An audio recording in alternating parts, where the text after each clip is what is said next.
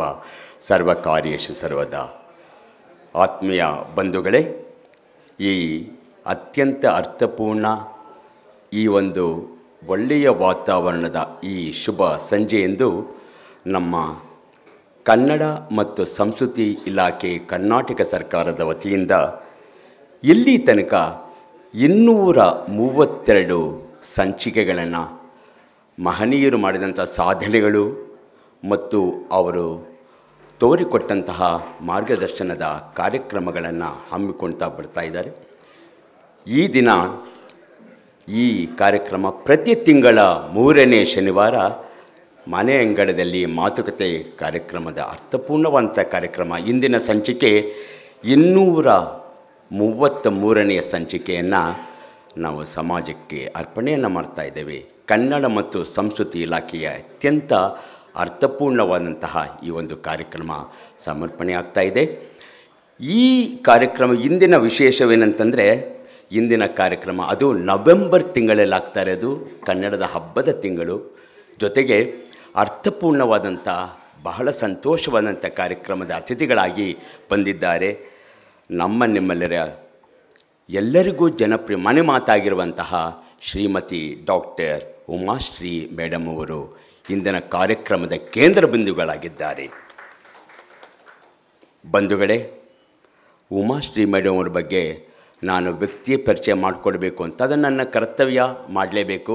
ಅಲ್ಲ, ಅವರಿಗೆ ಅವರೇ ಸಾಟಿಯಾಗಿ, ಸೂರ್ಯನಿಗೆ ಸೂರ್ಯ ಹೇಗೆ ಸಾಟಿಯೋ ಡಾಕ್ಟರ್ ಉಮಾಶ್ರೀ ಮೇಡಮ್ ಅವರು ಎಲ್ಲರ ಮನೆ ಮಾತಾಗಿರುವಂತಹ ಆ ಹೆಸರು. ಆದರೂ ಕೂಡ ನನ್ನ ಕರ್ತವ್ಯವನ್ನು ನಾನು ಪಾಲಿಸ್ತಾ ಬೆಂಕಿಯಲ್ಲಿ ಅರಳಿದ ಬಂಗಾರದ ಗುಲಾಬಿ ಡಾಕ್ಟರ್ ಉಮಾಶ್ರೀರವರು, ಬೆಂಕಿಯಲ್ಲಿ ಅರಳಿದ ಬಂಗಾರದ ಗುಲಾಬಿ ಡಾಕ್ಟರ್ ಉಮಾಶ್ರೀ ಮೇಡಮ್ ಅವರು, ಕನ್ನಡಿಗರ ಮನೆಗಳಲ್ಲಿ ಚಿರಸ್ಥಾಯಿ ಹೆಸರು ಡಾಕ್ಟರ್ ಉಮಾಶ್ರೀ ಮೇಡಮ್ರವರು. ಕಲಾವಿದೆ, ರಾಜಕಾರಣಿ, ಸಮಾಜ ಸೇವಕಿ, ಇವರ ಬಹುಮುಖ ಪಾತ್ರಧಾರಿಣಿಯವರು. ರಂಗಪ್ರೇಮಿಗಳು ಎಂದೂ ಮರೆಯದ ಒಡಲಾಳದ ಸಾಕವ್ವ, ಚಿತ್ರರಸಿಕರ ಕಣ್ಣೀರು ತರುವ ಪುಟ್ನನ್, ಕಿರುತೆರೆ ನೋಡುಗರ ಅಚ್ಚುಮೆಚ್ಚಿನ ಪುಟ್ಟಕ್ಕ, ಕಲಾವಿದರ ಕಷ್ಟ ಕಾರ್ಪಣ್ಯಗಳಿಗೆ ಸ್ಪಂದಿಸಿ ನೆರವಾದ ಉಮಕ್ಕ ನಮ್ಮ ಡಾಕ್ಟರ್ ಉಮಾಶ್ರೀ ಮೇಡಮ್ ಅವರು. ತುಮಕೂರು ಜಿಲ್ಲೆ ತಿಪ್ಟೂರು ತಾಲೂಕು ನೊಣವಿನಕೆರೆ ಹುಟ್ಟೂರು. ಇವರು ಹುಟ್ಟಿದ್ದು ಮೇ 10, 1957. ಬಂಧುಗಳೇ, ಕನ್ನಡ ಮತ್ತು ಸಂಸ್ಕೃತಿ ಇಲಾಖೆಯ ಮಾನ್ಯ ಸಚಿವರೂ ಕೂಡ ಆಗಿದ್ದಂತಹ ಈ ಮಹನೀಯರು ಈ ಇಲಾಖೆಗೆ ಮಹತ್ವದ ಕಾರ್ಯವನ್ನು ಕೂಡ ಮಾಡಿದ್ದಾರೆ, ಸ್ಮರಣೀಯ ಕಾರ್ಯವನ್ನು ಮಾಡಿದ್ದಾರೆ. ಸಚಿವಗಿರಿಯ ಒತ್ತಡದ ನಡುವೆಯೂ ಸ್ನಾತಕೋತ್ತರ ಪದವಿಯ ನಂತರ ಸಂಶೋಧನೆ ಮಾಡಿ PhD ಮಾಡಿರುವಂತಹ ಇವರ ಓದಿಗೆ ಇದೊಂದು ಉತ್ತಮ ಉದಾಹರಣೆಯಾಗಿದೆ. ನಾಟಕ ಅಕಾಡೆಮಿಯ ಗೌರವ ಪ್ರಶಸ್ತಿ, ಶ್ರೀಕೃಷ್ಣದೇವರಾಯರ ವಿಶ್ವವಿದ್ಯಾಲಯದ ಗೌರವ ಡಾಕ್ಟರೇಟ್ ಪುರಸ್ಕಾರ, 6 ಬಾರಿ ರಾಜ್ಯ ಪ್ರಶಸ್ತಿ ಪಡೆದಿದ್ದಾರೆ, 1 ಬಾರಿ ರಾಷ್ಟ್ರ ಪ್ರಶಸ್ತಿ ಹಾಗೂ ಅಂತಾರಾಷ್ಟ್ರೀಯ ಪ್ರಶಸ್ತಿಗೂ ಕೂಡ ಭಾಜನರಾಗಿದ್ದಾರೆ ಡಾಕ್ಟರ್ ಉಮಾಶ್ರೀ ಮೇಡಮ್ ಅವರು. ಡಾಕ್ಟರ್ ಉಮಾಶ್ರೀ ಮೇಡಮ್ ಅವರು ಎಂತಹ ಪರಿಸ್ಥಿತಿಯಲ್ಲೂ ಮೆಟ್ಟಿ ನಿಲ್ಲುವ, ಗೆಲ್ಲುವ, ನಗೆಹೂ ಚೆಲ್ಲುವ, ತಾವು ನಿಜಕ್ಕೂ ಮಹಾರೂಪಕರಾಗಿರುವಂತಹ, ಸ್ತ್ರೀ ಸಮಾಜಕ್ಕೆ ಪ್ರೇರಕ ಶಕ್ತಿಯಾಗಿರುವಂತಹ, ನಿರಂತರ ಲವಲವಿಕೆಯ ಚೆಲ್ಮೆಯಾಗಿರುವಂತಹ ಡಾಕ್ಟರ್ ಉಮಾಶ್ರೀ ಅವರ ಬದುಕೆ ಅಗ್ನಿದಿವ್ಯ. ಸೋತು ಗೆದ್ದವರು, ಗೆದ್ದು ಬೆಳಕಾದವರು. ಜರ್ಮನಿಯ ಫ್ರಿಚ್ ಬೆನವಿಟ್, Shri BV Karanth, Shri Girish Karnad, Shri CGK, Shri R Nagesh, Shri TS Nagabharana ಮುಂತಾದ ದೈತ್ಯ ಮಹಾನ್ ನಿರ್ದೇಶನದ ಆ ನಾಟಕಗಳಲ್ಲಿ ಪಾತ್ರವನ್ನು ಮಾಡಿ ಆ ನಿರ್ದೇಶಕರಿಂದ ಸೈ ಭೇಷ್ ಎಂದು ಪ್ರಶಂಸೆಗೆ ಒಳಗಂಥ ಮಹಾನ್ ನಟಿ, ರಂಗನಟಿ ಡಾಕ್ಟರ್ ಉಮಾಶ್ರೀ ಮೇಡಮ್ರವರು. ರಂಗಭೂಮಿ ರಂಗನಟಿಯ ಸಂದರ್ಭದಲ್ಲಿ ಶ್ರೀ ಕಾಶಿನಾಥ್ ನಿರ್ದೇಶನದ ಅನುಭವ ಚಲನಚಿತ್ರ ಮೂಲಕ ಬೆಳ್ಳಿ ತೆರೆಗೆ ಪಾದಾರ್ಪಣ, 4 ದಶಕಗಳ ಚಿತ್ರಯಾನ, ಹಾಸ್ಯ ಪಾತ್ರಗಳಿಂದ ಬೆಳ್ಳಿ ಬದುಕು ಆರಂಭ, ತದನಂತರ ಪುಟ್ನಂಜದ ಪುಟ್ಮಲ್ಲಿ, ಕೊಟ್ರೇಶಿಯ ಕನಸಿನ ದುರಾದೃಷ್ಟ ತಾಯಿ, ಯಾರಿಗೆ ಸಾಲುತ್ತೆ ಸಂಬಳದ ಗೃಹಿಣಿ, ದಿಗ್ಗಜರು ಚಿತ್ರದ ಅಜ್ಜ, ಅವರ ಅಜ್ಜಿಯಾಗಿದ್ದರೆ ಅವ್ವ, ಗುಲಾಬಿ ಟಾಕೀಸಿನ ಗುಲಾಬಿ ಮುಂತಾದವು ಇವರ ಅನನ್ಯ ಪ್ರತಿಭೆಗೆ ಸಾಕ್ಷಿಯಾಗಿದೆ, ಸಾಕ್ಷಿ ಕಲ್ಲಾಗಿದೆ. ಬಂಧುಗಳೇ, ಹೇಳ್ತಾ ಹೋದರೆ ನನಗಂತೂ ರೋಮಾಂಚನವಾಗುತ್ತೆ. ನನ್ನ ಪುಣ್ಯವೇ ಸರಿ, ಇಂಥ ಮಹಾನ್ ನಟಿ, ಬಹು ಕಲಾವಿದೆಯಾಗಿದ್ದಂಥ ಡಾಕ್ಟರ್ ಉಮಾಶ್ರೀಯವರು ಇಂದು ನಮ್ಮೊಡನೆ ಇದ್ದಾರೆ. ಮನೆ ಅಂಗಳದ ಮಾತುಕತೆಯಲ್ಲಿ ಭಾಗಿಯಾಗ್ತಾ ಇದ್ದಾರೆ. ಬಂಧುಗಳೇ, ಈಗ ಡಾಕ್ಟರ್ ಉಮಾಶ್ರೀಯವರ ಸಾಕ್ಷ್ಯಚಿತ್ರವನ್ನು ಈಗ ನಾವು ನೋಡೋಣ, ಜೋರಾದ ಪ್ರೀತಿಯ ಚಪ್ಪಾಳಿಯೊಂದಿಗೆ. ಸಂಸ್ಕೃತಿ ಇಲಾಖೆ ಬೆಂಗಳೂರು ಅರ್ಪಿಸುವ ಮನೆಯಂಗಳದಲ್ಲಿ ಮಾತುಕತೆ ಸಂಚಿಕೆ 233. ಈ ತಿಂಗಳ ಅತಿಥಿ ಅಭಿಜಾತ ಕಲಾವಿದೆ, ಮಾಜಿ ಸಚಿವರು ಹಾಗೂ ವಿಧಾನ ಪರಿಷತ್ ಸದಸ್ಯರಾದ ಡಾಕ್ಟರ್ ಉಮಾಶ್ರೀ.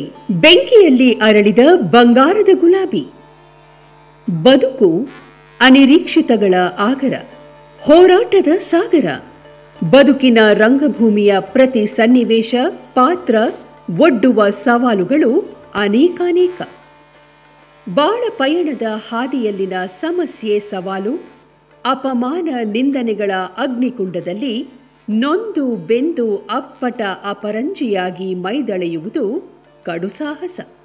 ಬದುಕು ಮತ್ತು ಬಣ್ಣದ ರಂಗದಲ್ಲಿ ಅಂತಹ ಸಾಹಸವನ್ನು ಆಗು ಮಾಡಿದ ಅಪರೂಪದ ಸಾಧಕಿ ಉಮಾಶ್ರೀ. ಕನ್ನಡದ ಬಣ್ಣದ ಲೋಕ ಕಂಡ ಅಭಿಜಾತ ಕಲಾವಿದೆ, ರಾಷ್ಟ್ರ ಪ್ರಶಸ್ತಿ ಪುರಸ್ಕೃತ ನಟಿ, ಸಾಮಾಜಿಕ ಬೆಂಕಿಯಲ್ಲಿ ಅರಳಿದ ಹೂವು, ಜನಹಿತಕ್ಕೆ ದುಡಿದ ಜನಸೇವಕಿ, ಲೋಕದ ಇರಿತವನ್ನು ಮನ್ನಿಸಿ ಮನ್ನಣೆ ಪಡೆದ ಕರುಣಾಮಯಿ. ಕನ್ನಡಿಗರ ಮನೆ ಮನಗಳಲ್ಲಿ ನೆಲೆ ನಿಂತ ಚಿರಸ್ಥಾಯಿ ಹೆಸರು ಉಮಾಶ್ರೀ. ಕಲಾವಿದೆ, ರಾಜಕಾರಣಿ, ಸಮಾಜ ಸೇವಕಿಯಾಗಿರುವ ಬಹುಮುಖಿ ಪಾತ್ರಧಾರಿಣಿ. ರಂಗಪ್ರೇಮಿಗಳು ಮರೆಯದ ಒಡಲಾಳದ ಸಾಕವ್ವ.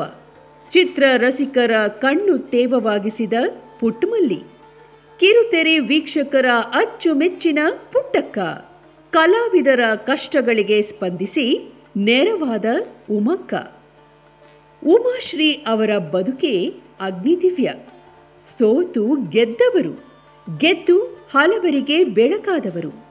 ತುಮಕೂರು ಜಿಲ್ಲೆ ತಿಪಟೂರು ತಾಲೂಕಿನ ನೊಣವಿನಕೆರೆ ಉಮಾಶ್ರೀ ಅವರ ಹುಟ್ಟೂರು.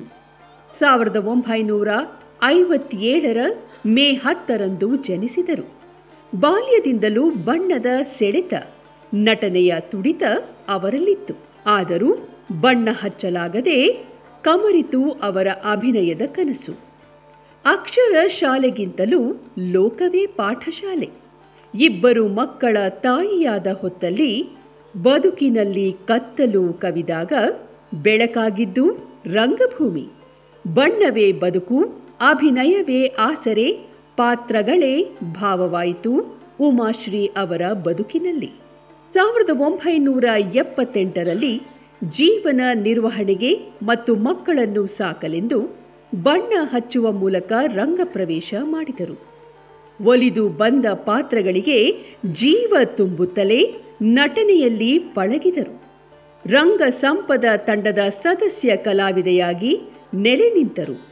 ಒಡಲಾಳದ ಸಾಕವ್ವ, ಯಯಾತಿಯ ಶರ್ಮಿಷ್ಠೆ, ಹಾರಕೆಯ ಕುರಿಯ ಸರೋಜ, ಸಂಗ್ಯಾ ಬಾಳ್ಯದ ಪರಮ್ಮ, ಸಾಕ್ಷಿ ಕಲ್ಲು ನಾಟಕದ ಪಾತ್ರ ಒಂದೇ ಎರಡೇ, ಎಲ್ಲವೂ ಮನೋಜ್ಞ ಅಭಿನಯದ ಪಾತ್ರಗಳೇ. ಜರ್ಮನಿಯ ಫ್ರಿಟ್ಸ್ ಬೆನ್ನೆವಿಟ್ಸ್, BV Karanth, Girish Karnad, CGK, R Nagesh, Nagabharana ಮುಂತಾದ ದೈತ್ಯ ರಂಗ ನಿರ್ದೇಶಕರಿಂದ ಸೈ ಎನಿಸಿಕೊಂಡ ಅಭಿನೇತ್ರಿ ಉಮಾಶ್ರೀ. ಒಡಲಾಳದ ಸಾಕವ್ವ 100 ಕಾಲಕ್ಕೂ ನೆನಪಿನಲ್ಲಿರುವ ಸಶಕ್ತ ಪಾತ್ರ. ಹವ್ಯಾಸಿ, ಪೌರಾಣಿಕ ಮತ್ತು ವೃತ್ತಿ ರಂಗಭೂಮಿ ರಂಗನಟನೆಯ ಸಂದರ್ಭದಲ್ಲೇ ಕಾಶಿನಾಥ್ ನಿರ್ದೇಶನದ ಅನುಭವ ಚಿತ್ರದ ಮೂಲಕ ಬೆಳ್ಳಿ ತೆರೆಗೆ ಪಾದಾರ್ಪಣೆ ಮಾಡಿದರು. ಬರೋಬ್ಬರಿ 4 ದಶಕಗಳ ಚಿತ್ರಯಾನ ಉಮಾಶ್ರೀ ಅವರದ್ದು. ಹಾಸ್ಯ ಪಾತ್ರಗಳಿಂದ ಆರಂಭವಾದ ಬೆಳ್ಳಿ ಬದುಕು ಬಹು ಬಗೆಯ ವೈವಿಧ್ಯಮಯ ಪಾತ್ರಗಳಿಂದ ಸಂಪನ್ನವಾಯಿತು. ಪುಟ್ನಂಜದ ಪುಟ್ಮಲ್ಲಿ, ಕೊಟ್ರೇಶಿ ಕನಸಿನ ದುರಾದೃಷ್ಟ ತಾಯಿ, ಯಾರಿಗೆ ಸಾಲುತ್ತೆ ಸಂಬಳದ ಗೃಹಿಣಿ, ದಿಗ್ಗಜರು ಚಿತ್ರದ ಅವ್ವ, ಗುಲಾಬಿ ಟಾಕೀಸಿನ ಗುಲಾಬಿ, ಕನಸೆಂಬ ಕುದುರೆಯನ್ನೇರಿಯ ಅಸಹಾಯಕ ಹೆಣ್ಣುಮಗಳು ಮುಂತಾದವು ಉಮಾಶ್ರೀ ಅವರೊಳಗಿನ ಅನನ್ಯ ಪ್ರತಿಭೆಗೆ ಸಾಕ್ಷಿಕಲ್ಲು. ಪಾತ್ರಕ್ಕೊಪ್ಪುವ ಪೋಷಣೆ, ಪಾತ್ರವೇ ಮೈವೆತ್ತಿ ಬಂದಂತಹ ನಟನೆ, ಆಂಗಿಕ ಅಭಿನಯ, ಭಾವಪೂರ್ಣತೆ, ಸಂಭಾಷಣೆ ಹೇಳುವ ಆರ್ದ್ರತೆಗೆ ಉಮಾಶ್ರೀ ಅವರಿಗೆ ಉಮಾಶ್ರೀ ಅವರೇ ಸಾಟಿ. ಕಿರುತೆರೆಯಲ್ಲೂ ಮೋಡಿ ಮಾಡಿರುವ ಪುಟ್ಟಕ್ಕ 6 ಬಾರಿ ರಾಜ್ಯ ಪ್ರಶಸ್ತಿ, 1 ಬಾರಿ ರಾಷ್ಟ್ರ ಪ್ರಶಸ್ತಿ, ನಾಟಕ ಅಕಾಡೆಮಿ ಗೌರವ ಪ್ರಶಸ್ತಿ ಪಡೆದ ಸಾರ್ಥಕತೆ. ಶ್ರೀ ಕೃಷ್ಣದೇವರಾಯ ವಿಶ್ವವಿದ್ಯಾಲಯದಿಂದ ಗೌರವ ಡಾಕ್ಟರೇಟ್ಗೆ ಪುರಸ್ಕೃತರಾದ ಧನ್ಯತೆ ಉಮಾಶ್ರೀ ಅವರದ್ದು. ತರಗಲೆಯಂತಹ ಬದುಕನ್ನು ನೆಲೆಗೊಳಿಸಿದ ಛಲದಂಕಮಲ್ಲೆ, ಮಕ್ಕಳನ್ನು ದಡಮುಟ್ಟಿಸಿದ ಮಹಾತಾಯಿ. ಬದುಕು ಸುಸ್ಥಿರವಾಗುತ್ತಲೇ ಸಮಾಜ ಸೇವೆಗೆ ದುಡಿದ ಜೀವ ಉಮಾಶ್ರೀ ಅವರದ್ದು. ಬಾಗಲಕೋಟೆ ಜಿಲ್ಲೆಯ ತೇರದಾಳ ವಿಧಾನಸಭಾ ಕ್ಷೇತ್ರದ ಶಾಸಕಿಯಾಗಿ ಮಹಿಳಾ ಮತ್ತು ಮಕ್ಕಳ ಅಭಿವೃದ್ಧಿ, ಕನ್ನಡ ಮತ್ತು ಸಂಸ್ಕೃತಿ ಇಲಾಖೆ ಸಚಿವೆಯಾಗಿ ಉಮಾಶ್ರೀ ಅವರ ಸೇವೆಗೈದ ಪರಿ ಅನನ್ಯ. ದಕ್ಷತೆಯಿಂದ ಕೂಡಿದ ಜನಾನುರಾಗಿ, ಕಲಾವಿದರಿಗೆ ನೇರ ಹಣ ಪಾವತಿ, ಡಿಜಿಟಲ್ ತಂತ್ರಜ್ಞಾನ ಅಳವಡಿಕೆ, ಸಕಾಲಕ್ಕೆ ಪ್ರಶಸ್ತಿಗಳ ಘೋಷಣೆ, ಪಾರದರ್ಶಕ ಆಯ್ಕೆ, ಕಲಾಗ್ರಾಮದ ಸಬಲೀಕರಣ, ಗ್ರಾಫಿಕ್ ಸ್ಟುಡಿಯೋ ನಿರ್ಮಾಣ, ರಂಗಮಂದಿರಗಳ ಸುಸಜ್ಜುಗೊಳಿಸುವಿಕೆ, ರಾಜ್ಯದ ಜಿಲ್ಲಾ ರಂಗಮಂದಿರಗಳ ಬಾಡಿಗೆಗೆ ಏಕರೂಪ ದರ ನಿಗದಿ ಮುಂತಾದ ಕ್ರಮಗಳು ಕಲಾವಿದೆಯಾಗಿ ಕಲಾರಂಗಕ್ಕೆ ಉಮಾಶ್ರೀ ಸಲ್ಲಿಸಿದ ಸ್ಮರಣೀಯ ಸೇವೆ. ಜೊತೆಗೆ 2011ರಲ್ಲಿ ರಾಜಕೀಯ ಶಾಸ್ತ್ರದಲ್ಲಿ ಸ್ನಾತಕೋತ್ತರ ಪದವಿ ಪಡೆದಿರುವುದು ಉಮಾಶ್ರೀ ಅವರ ಬಹುಮುಖಿ ಆಸಕ್ತಿ, ಅಧ್ಯಯನಶೀಲತೆಗೆ ಸಾಕ್ಷಿಯಾಗಿದೆ. 2018ರ ಚುನಾವಣೆಯ ಸೋಲಿನ ನಡುವೆಯೂ ಧೃತಿಗೆಡದೆ ಜನಸೇವಾನಿರತ ಉಮಾಶ್ರೀ ಅವರೀಗ ಮತ್ತೆ ಮೇಲ್ಮನೆಯ ಸದಸ್ಯೆ, ಸಮಸ್ತ ಕಲಾಲೋಕದ ದನಿ. 80ರ ದಶಕದ ಅಬಲೆ ಹೆಣ್ಣುಮಗಳೊಬ್ಬಳು ಈಗ ಸಶಕ್ತೆ, ಸಮಾಜ ಕಲಾರಂಗದ ಮೇರು ವ್ಯಕ್ತಿ ಎಂಬುದು ಲೋಕದ ಅಚ್ಚರಿ, ಸಂತಸ ಮಾತ್ರವಲ್ಲ, ಹೆಣ್ಣು ಕುಲಕ್ಕೆ ಮಹಾಮಾದರಿ. ಬದುಕಿನ ಎಂತಹ ಪ್ರತಿಕೂಲ ಪರಿಸ್ಥಿತಿಯನ್ನು ಮೆಟ್ಟಿ ನಿಲ್ಲುವ, ಗೆಲ್ಲುವ, ನಗೆಹೂ ಚೆಲ್ಲುವ ಹೆಣ್ಣಿನ ಧೀಶಕ್ತಿಗೆ ಉಮಾಶ್ರೀ ನಿಜಕ್ಕೂ ಮಹಾರೂಪಕ, ಸ್ತ್ರೀ ಸಮಾಜಕ್ಕೆ ಪ್ರೇರಕ.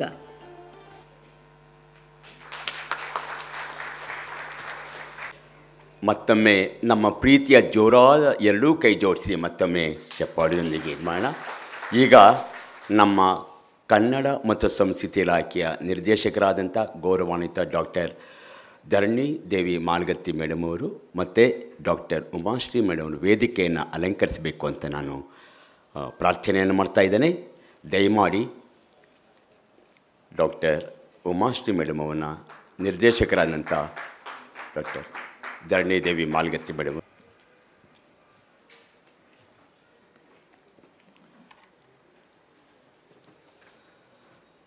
ಬಂಧುಗಳೇ, ಈಗ ಎಲ್ಲರನ್ನೂ ಸ್ವಾಗತಿಸುವಂತಹ ಸಂದರ್ಭ.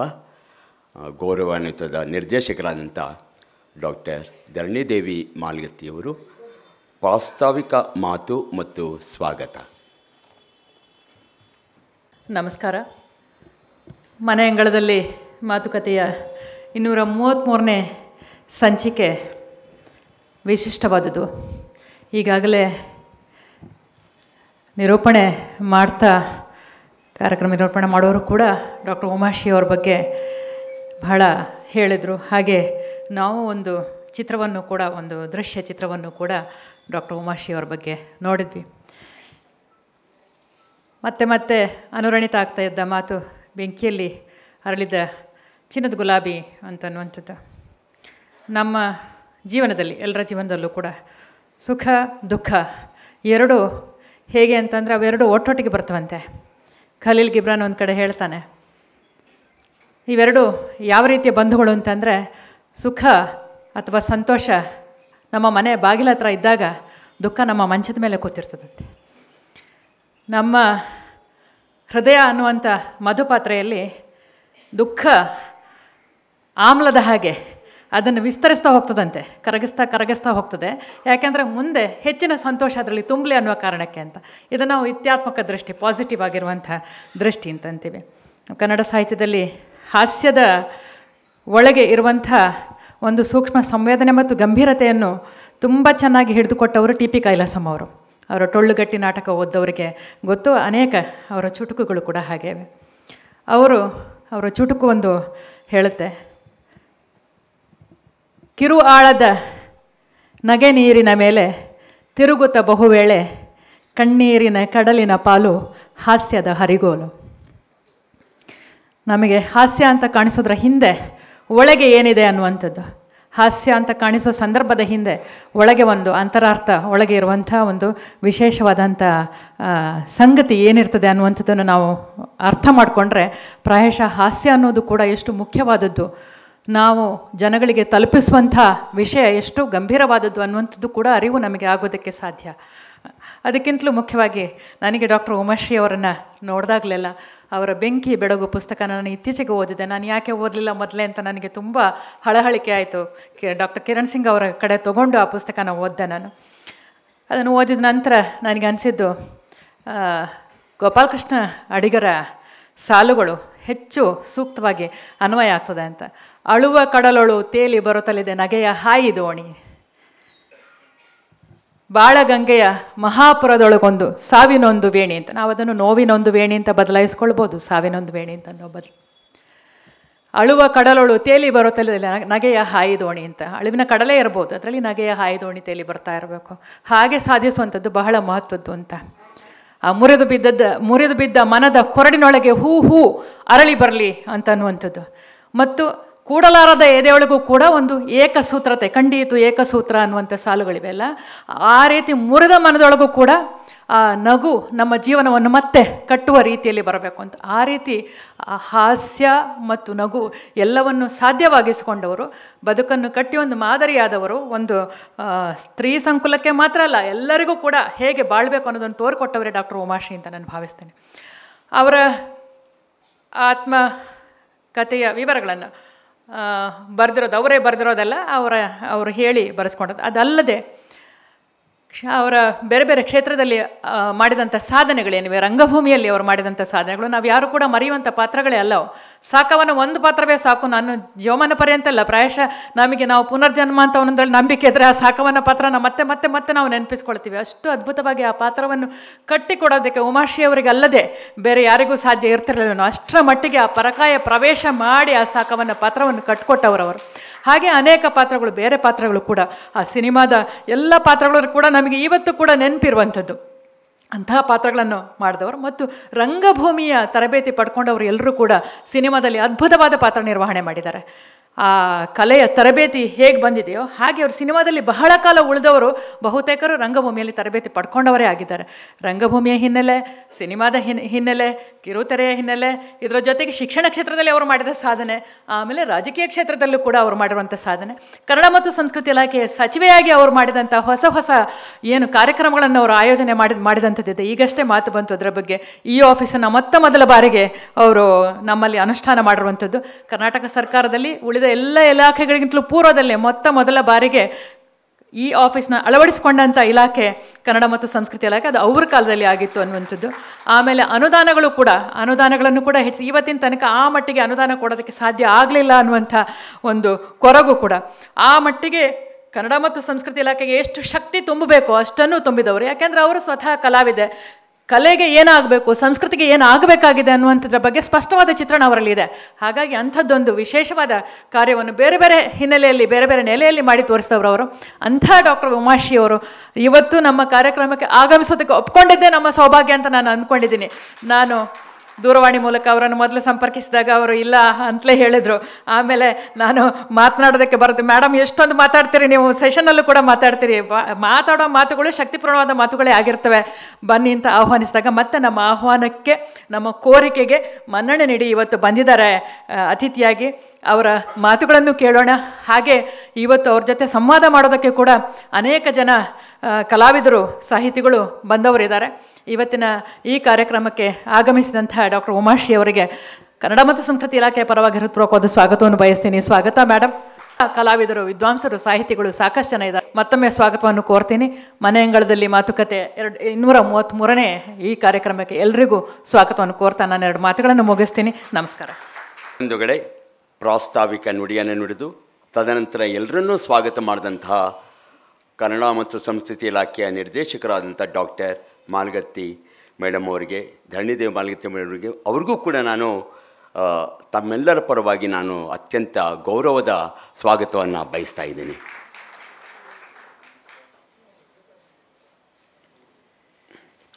ಆತ್ಮೀಯರೇ, ಅತಿಥಿ ದೇವೋಭವ ಅಂತ, ಏಕೆಂದರೆ ಅವರ ಅತಿಥಿಗಳು ಇಂದಿನ ಈ ಕಾರ್ಯಕ್ರಮಕ್ಕೆ ಅತಿಥಿಗಳಾಗಿ ಬಂದಿರುವಂತಹ ಡಾಕ್ಟರ್ ಉಮಾಶ್ರೀ ಅವರಿಗೆ ಇಲಾಖೆ ವತಿಯಿಂದ ನಮ್ಮ ಗೌರವವನ್ನು ಮತ್ತು ಸನ್ಮಾನವನ್ನು ಮಾಡುವಂಥ ಸಮಯ ಬಂದಿದೆ.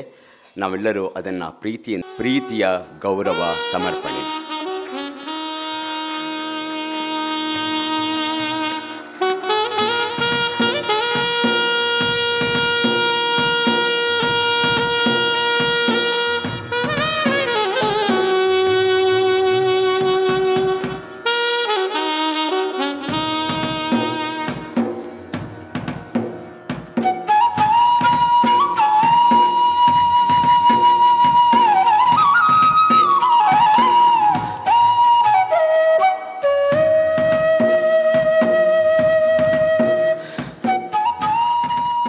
ಬಹಳ ಕಾತರರಾಗಿ ಕಾಯ್ತಾ ಇದ್ದೀವಿ. ಖಂಡಿತ ಎಲ್ಲ ಕಿವಿಗಳು ಕೂಡ ಓಪನ್ ಆಗಿಬಿಟ್ಟಿದೆ. ಇಂಗ್ಲೀಷಲ್ಲಿ ಹೇಳಿದ್ರೆ ಒಳ್ಳೆಯದು, ತೆರೆದಿದ್ದೇನೆ ಮೊದಲು ಓಪನ್ ಆಗಿದೆ ಅಂತ. ಕಾರಣ ಈಗ ಮಾತು ಡಾಕ್ಟರ್ ಉಮಾಶ್ರೀ ಮೇಡಮ್ರಿಂದ ಮಾತನ್ನು ಕೇಳೋಣ. ಬಂಧುಗಳೇ, ಅವರ ಮಾತುಗಳ ನಂತರ ಸಂವಾದ ಕಾರ್ಯಕ್ರಮ ಇದೆ. ಈಗ ಡಾಕ್ಟರ್ ಉಮಾಶ್ರೀ ಮೇಡಮ್ ಅವರ ಮಾತುಗಳನ್ನು ಬಹಳ ಕುತೂಹಲದಿಂದ ನಾವು ಕಾಯ್ತಾ ಇದ್ದೀವಿ. ದಯವಿಟ್ಟು ತಾವಾಯಿತು ತಮ್ಮ ಈ ಒಂದು ಮೈಕ್ ಆಯಿತು ಮೇಡಮ್ ಅವರೇ. ಕನ್ನಡ ಮತ್ತು ಸಂಸ್ಕೃತಿ ಇಲಾಖೆ ವತಿಯಿಂದ 233ನೇ ಸಂಚಿಕೆ ಮನೆ ಅಂಗಳದಲ್ಲಿ ಮಾತುಕತೆಯ ಇಂದಿನ ತಿಂಗಳ ಅತಿಥಿಯಾಗಿ ನನ್ನನ್ನು ಇಲ್ಲಿ ಕರೆಸಿ ನಿಮ್ಮೊಂದಿಗೆ ಸ್ವಲ್ಪ ಹೊತ್ತು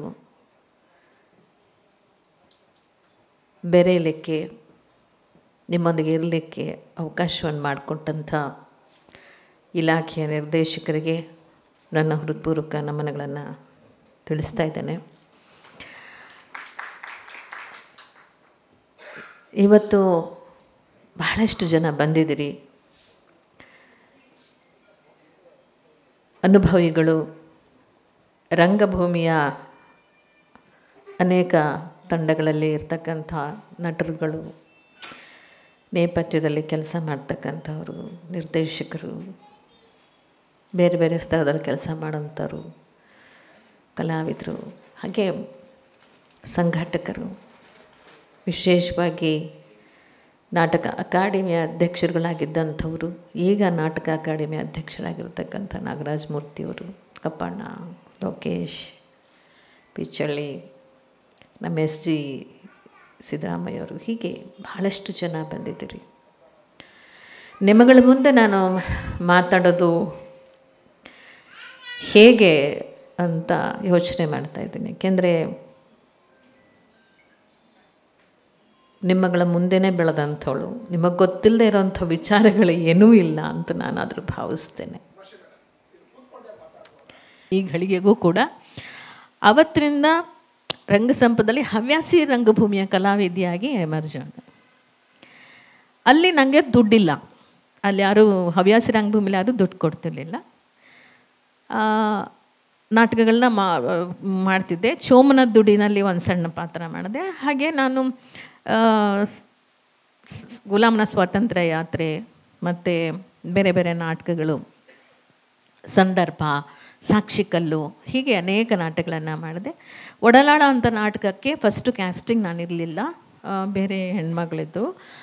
ಆ ನಂತರ ಆಕೆ ಬಿಟ್ಟ ನಂತರ ನನಗೆ ಅದು ಸೆಕೆಂಡ್ ಆಪ್ಷನ್ ನಾನು ಬಂದೆ. ಅಲ್ಲಿ ಬಂದಮೇಲೆ ಒಡಲಾಳ ನಾಟಕವನ್ನು ಸುಮಾರು ಒಂದು 12 ದಿವಸ ಏನೋ ನಾನು ರಿಹರ್ಸಲ್ ಮಾಡಿದೆ. ದಿವಸ ಬಂದು ರಿಹರ್ಸಲಲ್ಲಿ ಕೂತ್ಕೋತಿದ್ದೆ. ಹಾಗಾಗಿ ಆ ರಿಹರ್ಸಲ್ ಮಾಡ್ತಾ ಅಷ್ಟರಲ್ಲಿ ನಾನು ಹಳ್ಳಿ ನಾಟಕಕ್ಕೂ ಹೋಗೋಕ್ಕೆ ಶುರುವಾಗಿದ್ದೆ. ಹಳ್ಳಿ ನಾಟಕಕ್ಕೂ ಹೋಗೋದು, ಮತ್ತು ಕೈಗಾರಿಕಾ ರಂಗಭೂಮಿಲಿ ಪಾತ್ರಗಳನ್ನು ಮಾಡೋದು, ಮತ್ತು ಹವ್ಯಾಸಿ ರಂಗಭೂಮಿಲಿ ಪಾತ್ರ. I become A very busy actress ಆ ಟೈಮಲ್ಲಿ. ಒಂದು ಸ್ಪ್ಯಾನ್ ಆಫ್ 79ಇಂದ 82 ಒಳಗಡೆ ಒಂದು 3 ಇಯರ್ಸಲ್ಲಿ ಬ್ಯಾಂಗ್ಳೂರಲ್ಲಿ ಸಿಕ್ಕಾಪಟ್ಟೆ ಬ್ಯುಸಿಯೆಸ್ಟ್ ಆ್ಯಕ್ಟ್ರಾಗಿ ನಾನು ಒಡಮೂಡಿದ್ದೆ.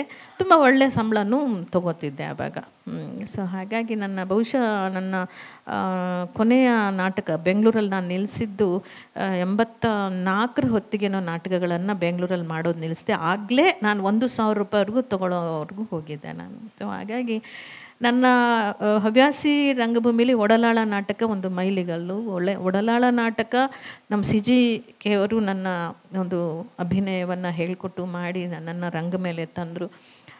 ನಾನು ಅಂದ್ಕೊಂಡೇ ಇಲ್ಲ ಇದೆಲ್ಲ ನನ್ನ ಜೀವನದಲ್ಲಿ ಆಗತ್ತೆ ಅಂತ. ನನ್ನ ಹಾದಿಯಲ್ಲಿ ಬಂದದ್ದನ್ನೆಲ್ಲ ಅಪ್ಕೊಳ್ತಾ ಹೋದೆ. ಬಟ್ ಏನಂದರೆ ತುಂಬ ಶ್ರಮ ವಹಿಸ್ತಿದ್ದೆ. ನನಗೆ ಕೊಟ್ಟಿಗೆ ಯಾವುದೇ ಇವತ್ತಿಗೂ ಅಷ್ಟೇ, ನಾನು ಏನೇ ಕೆಲಸ ಒಪ್ಪಿಸಿದ್ರು ಕೂಡ ಅದನ್ನು ನಿಷ್ಠೆಯಿಂದ, ಶ್ರದ್ಧೆಯಿಂದ, ಪ್ರಾಮಾಣಿಕವಾಗಿ ಅದಕ್ಕೆ ನ್ಯಾಯವನ್ನು ಸಲ್ಲಿಸುವಂಥ ಕೆಲಸವನ್ನು ಮೊದಲಿಂದಲೂ ಮಾಡ್ತಾ ಬಂದದ್ದೇ ಇದಕ್ಕೆ ಕಾರಣ ಆಯಿತು ಅಂತ ಅನಿಸುತ್ತೆ. ಬೆಳವಣಿಗೆಗೆ ಅವಕಾಶಗಳು ಕೂಡ ಹಾಗೆ ಒಲ್ದು ಬಂದದ್ದನ್ನೆಲ್ಲನೂ ಸಣ್ಣದಿರಲಿ ದೊಡ್ಡದಿರಲಿ ಪಾತ್ರಗಳನ್ನು ಮಾಡ್ತಲೇ ಹೋದೆ. ಇದ್ಯಾಕೆ ಅದ್ಯಾಕೆ ಅನ್ನೋ ಪ್ರಶ್ನೆಗಳೇನೂ ಇರಲಿಲ್ಲ ನನಗೆ. ಆಮೇಲೆ ಹವ್ಯಾಸಿ ರಂಗಭೂಮಿಯ ತಂಡಗಳಲ್ಲೂ ಕೂಡ ಕೆಲಸ ಮಾಡಿದ್ದೇನೆ ನಾನು, ಬೇರೆ ಬೇರೆ ತಂಡಗಳಲ್ಲೂ ಕೂಡ ಮೆಚೂರ್ ನಟಿಯಾಗಿ. ಆ ನಂತರ ಬಂದಿದ್ದೆ ನಮ್ಮ ಅನುಭವ ಅವಕಾಶ. ಅದಕ್ಕೆ ಮುಂಚೆ ನಾಗಾಭರಣನ ಫಸ್ಟು ಸಿನಿಮಾ ಬಂದು ಪಟ್ಟಣಕ್ಕೆ ಬಂದ ಪತ್ನಿಯರು, ಪ್ರಮಲಾ ಜೋಶಿ ಅವರ ಸ್ನೇಹಿತೆಯಾಗಿದೆ ನಾನು. ಅವ್ರ ಮನೆ ಹತ್ರನೇ ಸ್ಕೂಲ್ ಇದ್ದಿದ್ದು. ಟೀಚರಾಗಿ ನಾನು ಟೀಚರ್ಸ್ ಟ್ರೈನಿಂಗ್ ಮಾಡ್ಕೊಂಡು ಬಂದಮೇಲೆ ಟೀಚರಾಗಿ ಒಂದು 200 ರೂಪಾಯಿ ಸಂಬಳಕ್ಕೆ ಕೆಲಸ ಮಾಡ್ತಿದ್ದೆ. ಅವ್ರ ಮನೆಯಿಂದ ನಾನು ಅವರು ಶೂಟಿಂಗ್ ಹೋದರೆ ಯಾವಾಗಾದ್ರೂ ಕರ್ಕೊಂಡು ಹೋಗ್ತಿದ್ರು ಅವರ ಅಸಿಸ್ಟೆಂಟಾಗಿ. ಅಲ್ಲಿ ಹೋದಾಗ ಒಂದು ದಿವಸ ಅವಕಾಶ ಸಿಕ್ತು ನನಗೆ. ಪಟ್ಟಣಕ್ಕೆ ಬಂದ ಪತ್ನಿಯವರಿನಲ್ಲಿ ಒಂದು ಸಣ್ಣ ಒಂದು ಪಾತ್ರ ಮಾಡೋಕ್ಕೆ. ಅದು 2 dialogue, yes boss no boss, 2 dialogue ಇತ್ತು. ಸೊ ಅದನ್ನು ಇವತ್ತಿಗೂ ನನ್ನ ಜೀವನದಲ್ಲಿ ಅಷ್ಟೇ, yes boss no boss. So ಹಾಗಾಗಿ ಅದು ಪಟ್ಟಣಕ್ಕೆ ಬಂದ ಪತ್ನಿಯರಾಯಿತು. ಆಮೇಲೆ ಬಂಗಾರದ ಜಿಂಕೆ ನಾಗಾಭರಣ ಅಷ್ಟರಲ್ಲಿ ಡೈರೆಕ್ಟರ್ ಆಗಿದ್ದರು. ಅವರು ಒಂದು ಸಾಂಗಲ್ಲಿ ಒಂದು ಶಾರ್ಟಲ್ಲಿ ಹಿಂಗೆ ಹೋಗುತ್ತೆ, ಅಲ್ಲಿ ನನ್ನನ್ನು ನಿಲ್ಲಿಸಿದ್ರು. ಅದಾದಮೇಲೆ ಬೇರೆ ಬೇರೆ ಒಂದು 3-4 ಸಿನಿಮಾ ಮಾಡಿದೆ. ಅದಾದಮೇಲೆ ಬಿಟ್ಟುಬಿಟ್ಟೆ, ಇದು ನಮಗಲ್ಲ, ಇದು ಸಿನಿಮಾಗಿನ ಗೆಟ್ಟಲ್ಲ ನಮಗೆ ಅಂದ್ಬಿಟ್ಟು ನಾನು ಆ ಕಡೆ ಹೋಗಲಿಲ್ಲ. ಆಮೇಲೆ ಕಾಶಿನಾಥ್ ಅವರು ನಮ್ಮ BV ಕಾರಂತರ ನಾಟಕಗಳು ಉತ್ಸವ ಆಯಿತು ಇಲ್ಲಿ. ಅದು ಯಾವುದ್ಯಾವುದು ಋಷ್ಯಶೃಂಗ, ತದ್ರೂಪಿ, ಇದರಲ್ಲೆಲ್ಲ ಋಷ್ಯಶೃಂಗದಲ್ಲೂ ಕೂಡ ಪಾತ್ರ ಮಾಡಿದೆ, ತದ್ರೂಪಿನಲ್ಲೂ ಪಾತ್ರ ಮಾಡಿದೆ. ಆಮೇಲೆ ಆ ನಾಟಕದಲ್ಲಿ ಪಾತ್ರ ಮಾಡಿದ್ದು ನೋಡಿದ್ರು. ವಿಶೇಷವಾಗಿ ಸಂಸಾರದಲ್ಲಿ ಸರಿಗಮ ವಿಜಿ, ನಮ್ಮ ವಿಜಿ, ಸರಿಗಮ ವಿಜಿ, ಅವ್ರ ನಾಟಕದಲ್ಲಿ ಪಾತ್ರ ಮಾಡೋಕ್ಕೆ ಶುರುವಾದೆ. ಕಾಮಿಡಿ ರೋಲ್ ಸಿಕ್ಕಾಪಟ್ಟೆ ಅದು ಸಕ್ಸಸ್ ಆಗ್ತಾ ಹೋಯಿತು. ಆ ನಾಟಕದಲ್ಲಿನೇ ಉಮಾಶ್ರೀಗೆ ಹೆಸರು ಬದಲಾವಣೆ ಮಾಡಿದ್ದು ಯಾರಪ್ಪ ಅಂದರೆ ಸರಿಗಮ ವಿಜಿ. ಅಲ್ಲಿವರೆಗೂ ನಾನು ಉಮಾದೇವಿನೇ ಆಗಿದ್ದೆ ಹೊರತು ಉಮಾಶ್ರೀ ಆಗಿರಲಿಲ್ಲ. ಸರಿಗಮ ವಿಜಿ ನಾಟಕದಲ್ಲಿ ಅವ್ನು ನನಗೆ ಉಮಾಶ್ರೀ ಅಂತ ಇಟ್ಕೊಂಡು, ನೀನು ಉಮಾದೇವಿ ಬೇಡ ನಿನಗೆ ಅಂತ ಅಂದ್ಬಿಟ್ಟು ಚೇಂಜ್ ಮಾಡಿದ್ಮೇಲೆ ಉಮಾಶ್ರೀ ಆದೆ. ಸೊ ಉಮಾಶ್ರೀ ಆದ ನಂತರದಲ್ಲಿ ಸಿನಿಮಾ ಇನ್ನೊಂದು ಮತ್ತೊಂದು ಮಾಡ್ಕೊಂಡು ಬಂದೆ. ಅಲ್ಲಿಂದ ಆಚೆಗೆ ಉಮಾಶ್ರೀ ಆಗಿ ಬಂದೆ. ಅದರಿಂದ ನಾನು ಇವತ್ತಿಗೂ ನಿಮ್ಮೆಲ್ಲರ ಕಲಾವಿದೆ ಉಮಾಶ್ರೀ ಆದರೂ ನಾನಲ್ಲದ ನಾನು ಅಂತ ಅದಕ್ಕೆ ಹೇಳಿದ್ದು. ನನ್ನೊಳಗಿರ್ತಕ್ಕಂಥ ಉಮಾಶ್ರೀ ಇನ್ನೂ ಉಮಾಶ್ರೀ ಅಲ್ಲ, ಉಮಾದೇವಿ ಇದ್ದಾಳಲ್ಲ, ಅವಳಿನ್ನೂ ನಿರಂತರವಾಗಿ ನನ್ನ ಮನಸ್ಸಿನೊಳಗೆ ಯಾವತ್ತೂ ತಪ್ಪು ಸರಿಗಳನ್ನು ಹೇಳ್ಕೋತಾ ಮುಂದೆ ಕರ್ಕೊಂಡು ಹೋಗಿದ್ದಾಳೆ. ಹಾಗೆ ಹೋಗ್ತಾ ಹೋಗ್ತಾ ಹೋಗ್ತಾ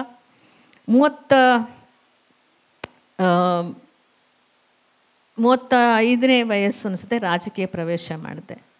ಅದಕ್ಕೆ ಮುಂಚೆ ಸಿನಿಮಾಗೆ ಹೋದ್ಮೇಲೆ ಮತ್ತೆ ಥಿಯೇಟ್ರಿಗೆ ಬರೋಕ್ಕಾಗಲಿಲ್ಲ ನನಗೆ. ಇಲ್ಲೊಂದು ವೃತ್ತಿ ರಂಗಭೂಮಿಗೆ ನಾಟಕಗಳಿಗೆ ಹೋದೆ. ವೃತ್ತಿ ರಂಗಭೂಮಿಲಿ ಸುಮಾರು ಒಂದು 15ರಿಂದ 20 ವರ್ಷ ದುಡಿದೆ ಅಲ್ಲಿ. ಆ ನಂತರದಲ್ಲಿ ಮಧ್ಯದಲ್ಲಿ ಏನು ಹೇಳಬೇಕು ಅಂದರೆ ನಮ್ಮ ಲೋಕೇಶ್ ಜಿ ಇಲ್ಲೇ ಇದ್ದಾರೆ. ಅವ್ರು ಯಾವ ಹೊತ್ತಿನಲ್ಲಿ ಸಂಜೆ ಹೊತ್ತಿನಲ್ಲಿ ಕೂತು ಥಿಯೇಟ್ರಲ್ಲಿ ಮೆಟ್ಲ ಮೇಲೆ ಕೂತು ನಾವು ಮೆಟ್ರೋದಿಂದ ಬನ್ನು ಕಾಫಿ ತಂದು ತಿಂದ್ಕೊಂಡು ಅಲ್ಲೇನೋ ತುಂಬ ಅಷ್ಟರಲ್ಲಿ ಒಂದು ಹೇಳ್ತೀನಿ, ಅಷ್ಟರಲ್ಲಿ ನಾನು ಉಮಾಶ್ರೀ ಆದ ನಂತರದಲ್ಲಂತೂ ಸಿಕ್ಕಾಪಟ್ಟೆ ಲೈಫಲ್ಲಿ ಚೇಂಜ್ ಬಂತು. ಚೇಂಜ್ ಅಂದರೆ ಯಾವ ಥರ ಅಂತ ಹೇಳಿದ್ರೆ, ಆ ಮುಗ್ಧ ಉಮಾದೇವಿ ಜಗತ್ತಿಗೆ ಸೊತೆ ಹೋಗ್ಬಿಟ್ಟಿದ್ಲು, ಸಾಯಿಸ್ಕೊಂಡ್ಬಿಟ್ಟಿದ್ದಾನೆ. ಇವಳು ಹಿಂಗಿದ್ರೆ ಬದುಕೋಕ್ಕಾಗಲ್ಲ ಅಂತ ಹೇಳ್ಬಿಟ್ಟು ಏನು ಅಂದರೆ ಯಾಕೋ ಅನ್ನೋಕ್ಕೆ ಶುರುವಾದೆ. ಅದೇ ನೀ ಯಾವ ಗೊತ್ತಿಲ್ಲ ಯಾಕೆ ಹಾಗಾದೆ ಅಂದರೆ, ಒಂಟಿ ಹೆಣ್ಮಗಳು ಹೋದ ಕಡೆಗೆಲ್ಲನೂ ಕೂಡ ಮಾತಾಡುವ ಧಾಟಿ ಮತ್ತು ನಿರೀಕ್ಷೆಗಳ ಏನು ಬೇರೆ ಬೇರೆ ಥರದ ನಿರೀಕ್ಷೆಗಳನ್ನು ಇಟ್ಕೊಂಡಂಥ ವ್ಯಕ್ತಿಗಳು, ಈ ಥರದವ್ರೆಲ್ಲ ಕಂಡಾಗ ನನಗೆ ತುಂಬ ಕಷ್ಟ ಆಗ್ತಿತ್ತು ಅವ್ರನ್ನ ಎದುರಿಸೋಕ್ಕೆ. ಆ ಕಾರಣಕ್ಕೆ ನನ್ನ ನಾಲಿಗೆನೇ ನನಗೆ ಒಂದು ಅಸ್ತ್ರ ಆಗೋಯಿತು. ಆ ನಾಲಿಗೆ ಎಷ್ಟರ ಮಟ್ಟಿಗೆ ಅಸ್ತ್ರ ಆಗೋಯಿತು ಅಂತ ಹೇಳಿದ್ರೆ, ಬಹಳ ಸೊಂಟದ ಕೆಳಗಿನ ಮಾತುಗಳು ಮತ್ತು ನಡವಳಿಕೆ, ಗಂಡು ಹೇಗಿರ್ತೀರಿ, ಗಂಡಸರು ಹೇಗಿರ್ತೀರಿ, ತುಂಬ ಕೆಟ್ಟ ನಡವಳಿಕೆಯನ್ನು ನಡೆಯೋಂಥ ಕೆಟ್ಟ ಗಂಡಸರು ಹೇಗಿರ್ತಾರೆ, ಅದಕ್ಕೆ 10 ಪಟ್ಟು ಕೆಟ್ಟೊಳಗೆ ನಾನು ನಡೆಯೋಕ್ಕೆ ಶುರು ಮಾಡಿಬಿಟ್ಟೆ. ನನ್ನ ನೋಡಿದ್ರೆ ಅಯ್ಯೋ ಅವಳು ಸವಾಸಕ್ಕೆ ಯಾರು ಹೋಗ್ಬಿಟ್ರಪ್ಪ, ಬಾಯಿ ಸರಿ ಇಲ್ಲ ಅನ್ನೋಕ್ಕೆ ಶುರು ಮಾಡಿಬಿಟ್ರು. ಅದಾಗಿದ್ದು ಇಷ್ಟಕ್ಕೆ ನನ್ನನ್ನು ನಾನು ಕಾಪಾಡ್ಕೋಬೇಕಿತ್ತು. ಇಲ್ಲದೆ ಹೋಗಿದ್ರೆ ಬಹುಶಃ ಏನಾಗ್ತಿದ್ನೋ ಗೊತ್ತಿಲ್ಲ ನನಗೆ. ನಾನು ಹಾಗಿದ್ದಿದ್ರಿಂದಲೇ ಬಹುಶಃ ಇವತ್ತಿನವರೆಗೂ ಕೂಡ ಆ ಒಂದು ಪ್ರೀತಿ ಪ್ರೇಮ ಅಂದ್ಕೊಂಡು ನನ್ನ ಹತ್ರ ಬರೋಂಥ ವ್ಯಕ್ತಿಗಳು ಭಾಳ ಕಡಿಮೆ. ನಾನು ನೋಡಿದ್ರೆ ದೂರ ಹೋಗ್ತಿರ್ತಾರೆ, ಏನಪ್ಪ ಯಮುನ ಸವಾಸ ಯಾಕೆ ಬೇಕಪ್ಪ ಅಂತ. ಅದು ಒಂದು ಥರದಲ್ಲಿ ಒಳ್ಳೆಯದಾಯಿತು, ಇನ್ನೊಂದು ಥರದಲ್ಲಿ ಏನಾಯಿತೋ ಗೊತ್ತಿಲ್ಲ, ನೀವೇ ಅಂದ್ಕೋಬೋದು ಅಷ್ಟೇ. ಅದಾದಮೇಲೆ ಸಿನಿಮಾ, ಇದರ ಮಧ್ಯದಲ್ಲಿ ಕುಡ್ತಾ 81ರಲ್ಲಿ ಕುಡ್ತಾ ಕಲಿತೆ. ಅವಾಗಿನ್ನೂ ಸಿನಿಮಾ ನಟಿ ಆಗಿಲ್ಲ, ಬರೀ ರಂಗಭೂಮಿ ನಟಿ. ಅನಿಸಿದ್ದಿಷ್ಟೇ, ಅಂದ್ಕೊಂಡು ಜೀವನ ಸಿಗಲಿಲ್ಲ. ಮಕ್ಕಳನ್ನ ಕರ್ಕೊಂಡು ಬಂದೆ, ಮುಂದೆ ದಾರಿ ಇಲ್ಲ, ನನಗೇನೂ ಸಾಗ್ಸೋಕ್ಕೆ ದಾರಿ ತೋರ್ತಾ ಇಲ್ಲ. ಬಹುಶಃ 2ನೇ ಸಲ ಅನ್ನಿಸಿದ್ದು ಮನಸ್ಸಿಗೆ, ಸಾಯಬೇಕು, ನಾನು ಸಾಯಬೇಕು. ಹೆಂಗೆ ಸಾಯ್ಬೇಕಂದ್ರೆ ಕುಡಿಯೋದ್ರಿಂದ ಸಾಯ್ತಾರೆ, ಸೊ ಕುಡಿದು ಕುಡಿದು ಕುಡಿದು ಕುಡಿದು ಸತ್ತೋಗ್ಬೋದಲ್ಲ ಅಂತ ಕುಡಿಯೋಕ್ಕೆ ಶುರು ಮಾಡಿದ್ದು. ಅದರ ಮಧ್ಯದಲ್ಲಿ ಒಂದು ಫೈನ್ ಡೇ ನನ್ನ ಮಕ್ಕಳು 2 ಅಮ್ಮನ ಮನೇಲಿದ್ವು. ಅಮ್ಮನ ಮನೇಲಿದ್ದ ಮಕ್ಕಳು ನನ್ನ ಸುಮ್ಮನೆ ದುಡ್ಡು ಕೊಟ್ಬಿಡ್ತಿದ್ದೆ. ನಾನು ಸಪ್ರೇಟಾಗಿದ್ದೆ, ಒಂದು ಜಯನಗರದಲ್ಲಿ 50 ರೂಪಾಯಿದು ಒಂದು ಮನೆ ಬಾಡಿಗೆಲಿ ಸಪ್ರೇಟ್ ಬಂದುಬಿಟ್ಟಿದ್ದೆ ನಾನು ಅಷ್ಟರಲ್ಲಿ. ನನ್ನ ಮಗಳಿಗೆ ಒಂದು ದಿವಸ ನಮ್ಮಮ್ಮ 4 ಕಾಣಿ ಕೇಳಿದೆ, ಒಂದು 10 ಪೈಸನೋ 4 ಕಾಣಿ ಹಣ್ಣು ತಿನ್ನೋಕೆ ಕೇಳಿದಕ್ಕೆ ನಮ್ಮಮ್ಮ ಸಿಕ್ಕಾಪಟ್ಟೆ ಬೈದು ಬಿಟ್ಟಿದ್ದಾರೆ, ಅವಳಿಗೆ ಹೊಡೆದು ಬಿಟ್ಟಿದ್ದಾರೆ. ಸೊ ಅವಳಿಗೆ ನಮ್ಮ ಮನೆಗೆ ಬಂದಿದ್ದ ದಿವಸ, ಅಮ್ಮ ನೀನು ಕುಡಿದು ಕುಡಿದು ಸತ್ತೋಗ್ಬಿಡ್ತೀಯ ಅಂತಲ್ಲ ಅಮ್ಮ, ಅಜ್ಜಿ ಹೇಳ್ತಾರೆ, ಅಮ್ಮ ನೀನು ಸತ್ತೋಗ್ಬಿಡ್ತೀಯ ಅಮ್ಮ, ನನಗೆ ಅಪ್ಪನೂ ಇಲ್ಲ ಅಮ್ಮನೂ ಇಲ್ಲ ಅಮ್ಮ.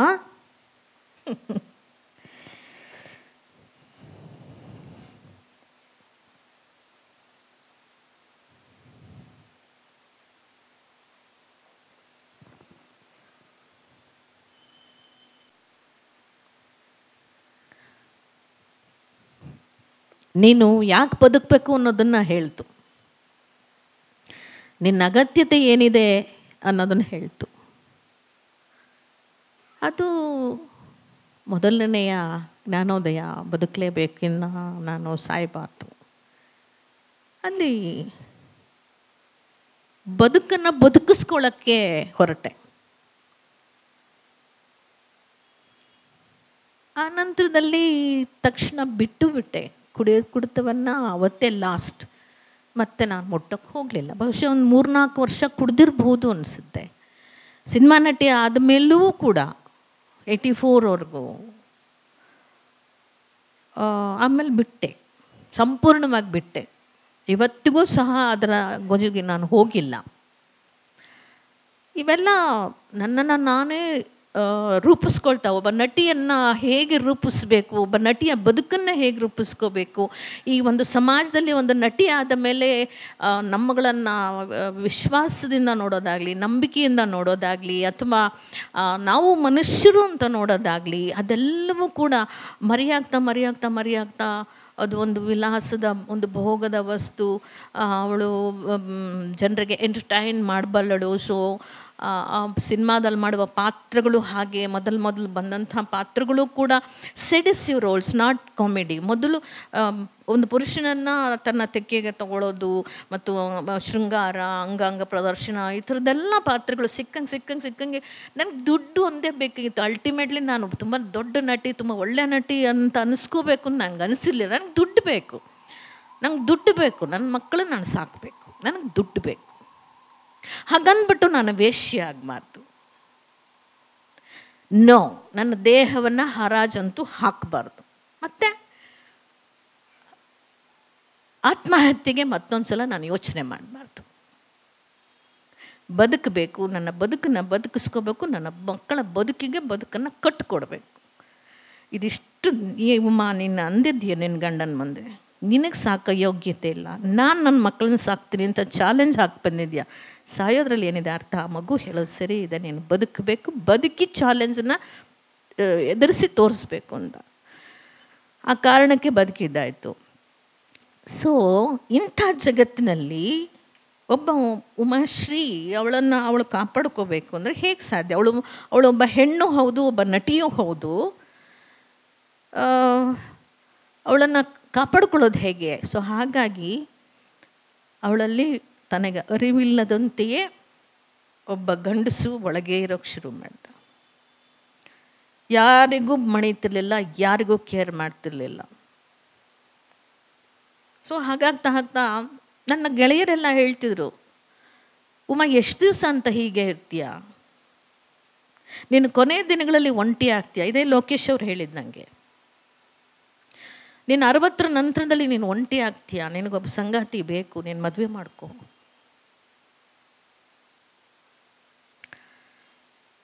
ನನ್ನ ಮಗಳನ್ನ ಕೇಳಿದೆ, ಅಮ್ಮ TN ಸೀತಾರಾಮ್ ಅವರು ರಮೇಶ್ ಬಂದಗದ್ದೆ ಅನ್ನೋರಿಗೆ ನನ್ನನ್ನು ಮದುವೆ ಮಾಡಬೇಕು ಅಂತ ಹೇಳಿಬಿಟ್ಟು ಅವ್ರಿಗೂ ಒಂದು ಹೆಣ್ಣು ಬೇಕಾಗಿದೆ ಅಂತ ಹೇಳ್ಬಿಟ್ಟು, ತುಂಬ ಪ್ರಗತಿಪರ ಚಿಂತಕರಲ್ಲ ಅವಾಗೆಲ್ಲ. ನಮ್ಗೆ ಈ ನಿಮ್ಮ ಬಂಡಾಯ ಸಾಹಿತ್ಯ, ಪ್ರಗತಿಪರ ಚಿಂತನೆ, ಅದು ಇದು ನನಗೇನು ಅರ್ಥವೂ ಆಗ್ತಿರ್ಲಿಲ್ಲ ಆ ಕಾಲಕ್ಕೆ.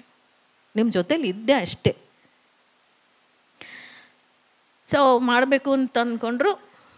ನನ್ನ ಮಗಳನ್ನ ಕೇಳಿದೆ, ಅಮ್ಮ ನಾನು ಮದುವೆ ಮಾಡ್ಕೊಳ್ಳಮ್ಮ?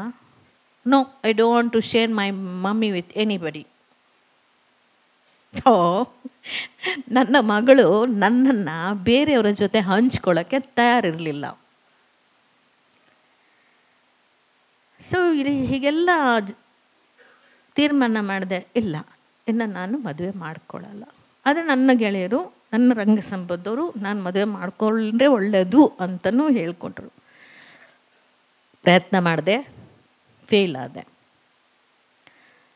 ಉಮಾ ನೀನು ದುಡಿತಾ ಇದೆಯಾ, ಕೈ ತುಂಬ ದುಡ್ಡು ಬರ್ತಾ ಇದೆ, ನೀನು ಆಸ್ತಿ ಪಾಸ್ತಿ ಮಾಡ್ಕೊಂಡು ನೀನು ಚೆನ್ನಾಗಿದ್ದ ಕಾಲಕ್ಕೆ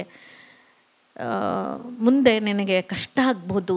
ನೀನು ಡಿವೋರ್ಸ್ ತೊಗೊಂಡಿಲ್ಲ, legally you are not divorced. So legally divorce ತೊಗೊಳ್ಳೋದು ಬೆಟರ್.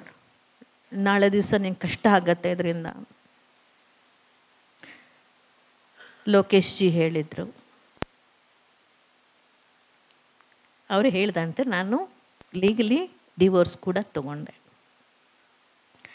ಬ್ಯೂಟಿ ಅಂತ ಹೇಳಿದ್ರೆ ನೀವೆಲ್ಲ ನಂಬ್ತಿರೋ ಬಿಡ್ತಿರೋ, ಆತ ನನ್ನನ್ನು ಯಾವತ್ತೂ ದ್ವೇಷ ಮತ್ತು ಈರ್ಷೆಯಿಂದ ನೋಡಲಿಲ್ಲ, ನಾನು ಆತನನ್ನು ದ್ವೇಷ ಮತ್ತು ಈರ್ಷೆಯಿಂದ ನೋಡಲಿಲ್ಲ. ಆತ 2ನೇ ಮದುವೆ ಮಾಡ್ಕೊಂಡಾಗಲೂ ನಮ್ಮ ಮಾಮ ಬಂದು ಹೇಳಿದಾಗ, ಇಲ್ಲ ಮದುವೆ ನಿಲ್ಲಿಸಬೇಕು ನೀನು, ಮಕ್ಕಳಿಗೆ ಆ ತಂದೆ ಬೇಕು, ಅವನು ಇನ್ನೇರನ್ನು ಮದುವೆ ಮಾಡ್ಕೊಂಡು ಮಕ್ಕಳನ್ನ ಮಾಡ್ಕೊಂಡು ಹೋಗ್ತಾನೆ, ಬೇಡ ಹೋಗು ಅಲ್ಲಿ ಮನೆ ದೇವರಲ್ಲಿ ಮದುವೆ ಮಾಡ್ಕೊಂಡು. ನಾನು ಒಂದೇ ಮಾತು ಹೇಳಿದೆ, ಮಮ್ಮ ನಾನು ಅವ್ನು ಬೆನ್ನು ನೋಡಿ ನೀರು ಎಲ್ಲ, ತಲೆ ನೋಡಿ ಎಣ್ಣೆ ಇಡಲ್ಲ, ಕಾಲು ನೋಡಿ ಚಪ್ಪಲಿ ಕೊಡಲ್ಲ, ಅವ್ನು ಬಟ್ಟೆ ಕೊಡಲ್ಲ, ಅವ್ನು ಏನು ಆ ಹೊಟ್ಟೆಗೆ ಅನ್ನ ಹಾಕಲ್ಲ, ಏನಿಲ್ಲ. ಅವ್ನು ಯಾಕೆ ಬೀದಿ ಹೆಣ ಆಗಬೇಕು, ಅವ್ನು ಯಾಕೆ ಒಂಟಿಯಾಗಿ ಬದುಕಬೇಕು, ಅವನು ಮನುಷ್ಯನೇ ಅಲ್ವಾ, ಅವನಿಗೊಂದು ಆಸರೆ ಇರಲಿ ಬಿಡಿ, ನಾನು ಹೋಗಲ್ಲ ಮದುವೆ ತಡೆಯಲ್ಲ ಅಂದೆ. ಆಗಿನ್ನೂ ಡಿವೋರ್ಸ್ ಆಗಿರಲಿಲ್ಲ. ಆ ನಂತರದಲ್ಲಿ ಡಿವೋರ್ಸ್ ಮಾಡ್ಕೊಂಡೆ. ಆ ನಂತರದಲ್ಲಿ 2 ಮಕ್ಕಳಾದವು. ಅವ್ರಿಗೂ 2ನೇ ಹೆಂಡತಿ ಬಂದರು, ಬರೋದು ಹೋಗೋದು ಇತ್ತು. ಅವ್ರ ಮಕ್ಕಳಿಗೂ ಕೂಡ ಅವ್ರಿಗೆ ಎಜುಕೇಷನ್ಗೆ ಇನ್ನೊಂದಕ್ಕೆ ಮತ್ತೊಂದಕ್ಕೆ ಸ್ವಲ್ಪ ಮಟ್ಟಿಗೆ ಏನಾದ್ರು ಕೇಳ್ದಾಗ ಮಾಡಿದಾಗ ಸಹಾಯ ಮಾಡ್ಕೊಂಡು ಬಂದೆ. ಅತ್ತೆ ಮನೆಗೂ ಸಹಾಯ ಮಾಡ್ಕೊಂಬಂದೆ.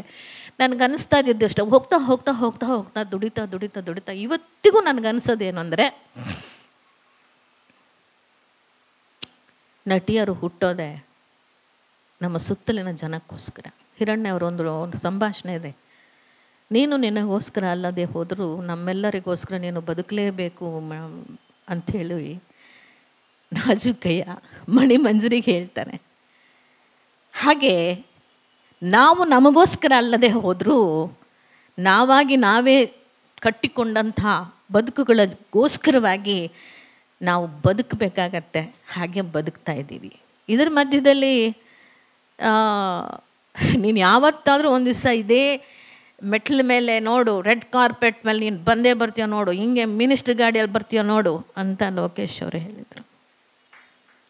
ತುಂಬ ನನಗೂ ಅವ್ರಿಗೂ ಭಾಳ ಆಪ್ತತೆ. ನಮ್ಮ ಚಡ್ಡಿ ನಾಗೇಶ, ನಮ್ಮ ಅಪ್ಪಯ್ಯ, ತುಂಬ ಜನ ಇದ್ದೀವಿ ನಾವು. ನನ್ನ ನಾಟಕದ ದಿನಗಳಲ್ಲಿ ನನಗೆ ದುಡ್ಡಿಲ್ದಂಥ ಹೊತ್ತಿನಲ್ಲಿ ಮಗುನ ಹಾಲಿನ ಬಾಟ್ಲು ಹಿಡ್ಕೊಂಡು ಯುನೈಟೆಡ್ ಸ್ಕೂಲ್ಗೆ ವಿಲ್ಸನ್ಗಾಡಿಂದ ನಡ್ಕೊಂಬರ್ತಾರೆ ಪುಣ್ಯಾತ್ಮರು. ಆ ಕಾಲದಲ್ಲಿ ಎಲ್ಲರೂ ಅಯ್ಯೋ ಏನಪ್ಪ ಈ ಮಗುನ ಎತ್ಕೊಂಬರ್ತಾಳೆ ಎಲ್ಲ ಅಂದ್ಬಿಟ್ಟು ಫಸ್ಟು ಹವ್ಯಾಸ ರಂಗಭೂಮಿನಲ್ಲಿ ಯಾರಿಗಾದ್ರೂ ಒಂದಿಷ್ಟು ದುಡ್ಡು ಅಂತ ಕೊಟ್ಟಿದ್ರೆ ತಿಂಗಳಿಗೋ ಏನೋ ತಿಂಗಳಿಗೆ 50 ರೂಪಾಯಿ ಅವರೇ ನಾಟಕ ಕೈಯಿಂದ ದುಡ್ಡು ಹಾಕ್ಕೊಂಡು ಮಾಡೋರು. ಅವರೆಲ್ಲರೂ 2 ರೂಪಾಯಿ 1 ರೂಪಾಯಿ ಈ ಥರ ಎಲ್ಲ ಕೂಡಿಸಿ ನಂಗೆ 50 ರೂಪಾಯಿ ಕೊಡ್ತಿದ್ರು. ಆ ಥರ ನನ್ನ ಪ್ರೊಟೆಕ್ಟ್ ಮಾಡಿ ಎತ್ಕೊಂಡದ್ದು ರಂಗಸಂಪ್ರದಾಯ. ಸೊ ಅದನ್ನು ನಾನು ಹೀಗೆ ಹೋಗ್ತಾ ಹೋಗ್ತಾ ಅವ್ರ ಮಾತಿನ ಪ್ರಕಾರನೇ ಒಂಟಿಯಾಗಿ ಬದುಕೋದು ಹೇಗೆ, ನನ್ನ ಒಂಟಿತನವನ್ನು ನಾನು ಜಯಿಸೋದು ಹೇಗೆ ಅಂತ ಯೋಚನೆ ಮಾಡಿಕೊಂಡೆ. ನಾಟಕಗಳಲ್ಲಿ ಎಷ್ಟೋ ಒಂದು ಕಡೆ ಬರೆದಿದ್ದು, ನಾಟಕಗಳಿಂದಲೇ ರಾತ್ರಿ ನಾಟಕಗಳ ಮೂಲಕ ತನ್ನ ಯೌವನವನ್ನು ಮುಗಿಸಿಕೊಂಡ ಉಮಾಶ್ರೀ. ರಾತ್ರಿ 10 ಗಂಟೆಗೆ ನಾಟಕ ಶುರುವಾಗ್ತಿತ್ತು. ಬೆಳಿಗ್ಗೆ 6 ಗಂಟೆಗೆ ಧಕ್ ಧಕ್ ಧಕ್ ಧಕ್ ಕುಣಿದು ಸಾಕಾಗಿ ಸುಸ್ತಾಗಿರ್ತಿದ್ದೆ. ಬೆಳಿಗ್ಗೆ ಬಂದು ಮಲಗಿದ್ರೆ ಆನಂದವಾದ ನಿದ್ದೆ. ಸೂರ್ಯ ಯಾವಾಗಲೂ ಹುಟ್ಟಿರ್ತಿದ್ದ. ಮಧ್ಯಾಹ್ನ ಹೇಳ್ತಿದ್ದೆ, ಸ್ನಾನ ಮಾಡ್ತಿದ್ದೆ, ಊಟ ಮಾಡ್ತಿದ್ದೆ ವೃತ್ತಿ ರಂಗಭೂಮಿನಲ್ಲೆಲ್ಲ. ಹೀಗೆ ಸುಮಾರು 2001 ಕೂಡ ನಮ್ಮ ಬದುಕನ್ನ ಹಾಗೆ ಕಳ್ಕೊಂಡೆ. ಈ ಮಧ್ಯದಲ್ಲಿ ಅನಿಸಿದ್ದು, ಹೌದು ನೀನು 60ರ ನಂತರ ನೀನು ಒಂಟಿಯಾಗಿ ಕಳೆಯೋದು ತುಂಬ ಕಷ್ಟ ಅಂತ ಹೇಳ್ತಿದ್ದಾರೆ. ನಾನು ಈಗಲಿಂದಲೇ ಏನಾದರೂ ನಾನು ಬ್ಯುಸಿಯಾಗಿರಬೇಕು, ಸಮಥಿಂಗ್ ಐ ಶುಡ್ ಡು. ನಾನು ಇಲ್ಲದೆ ಹೋದರೆ ನನ್ನ ಮನಸ್ಸಲ್ಲಿ ಏನೇನೋ ಭಾವನೆಗಳು ಕಾಡ್ತಾ ಇರುತ್ತೆ. ನನಗೆ ಪ್ರೀತಿಯ ಜಗತ್ತಿನ ಬಗ್ಗೆ ನೆನಪಾಗತ್ತೆ. ನನ್ನ ವಾಂಛೆಗಳು ಆಸೆಗಳ ಮೇಲೆ ನನಗೆ ಗಮನ ಹೋಗುತ್ತೆ, ಪುರುಷರ ಮೇಲೆ ಗಮನ ಹೋಗ್ಬಿಡತ್ತೆ. ನೋ ಅಂಥೇಳಿ ನನ್ನ 35ನೇ ವರ್ಷಕ್ಕೆ 38ನೇ ವರ್ಷಕ್ಕೆ ರಾಜಕೀಯ ಪ್ರವೇಶ ಮಾಡಿದೆ. ಹಗಲು ರಾತ್ರಿ ಪಾರ್ಟಿ ಸೇವೆಗಳು ಮಾಡ್ಕೊಳ್ತಾ, ಸಿನಿಮಾ, ನಾಟಕ, ಪಾರ್ಟಿ ಸೇವೆ ಈ ಥರ ಮಾಡ್ತಾ ಮಾಡ್ತಾ ಮಾಡ್ತಾ ಮಾಡ್ತಾ MLCನೂ ಆದೆ, MLAನೂ ಆದೆ, ಮಿನಿಸ್ಟರು ಆದೆ. ಎಲ್ಲ ಆಗಿ ಆಗಿ ಆಗಿ ಆಗಿ ಈಗ ಕೊನೆಗೆ ಬಂದು 18ನೇ ವಯಸ್ಸಲ್ಲಿ ರಂಗಸಂಪದ ಕೈಗೆ ಸಿಕ್ಕ ಉಮಾಶ್ರೀ 68ನೇ ವಯಸ್ಸಿಗೆ ನಿಮ್ಮ ಮುಂದೆ ಬಂದು ಹೀಗೆ ಕೂತು ಮಾತಾಡ್ತೀನಿ. ನಮಸ್ಕಾರ, ಧನ್ಯವಾದಗಳು.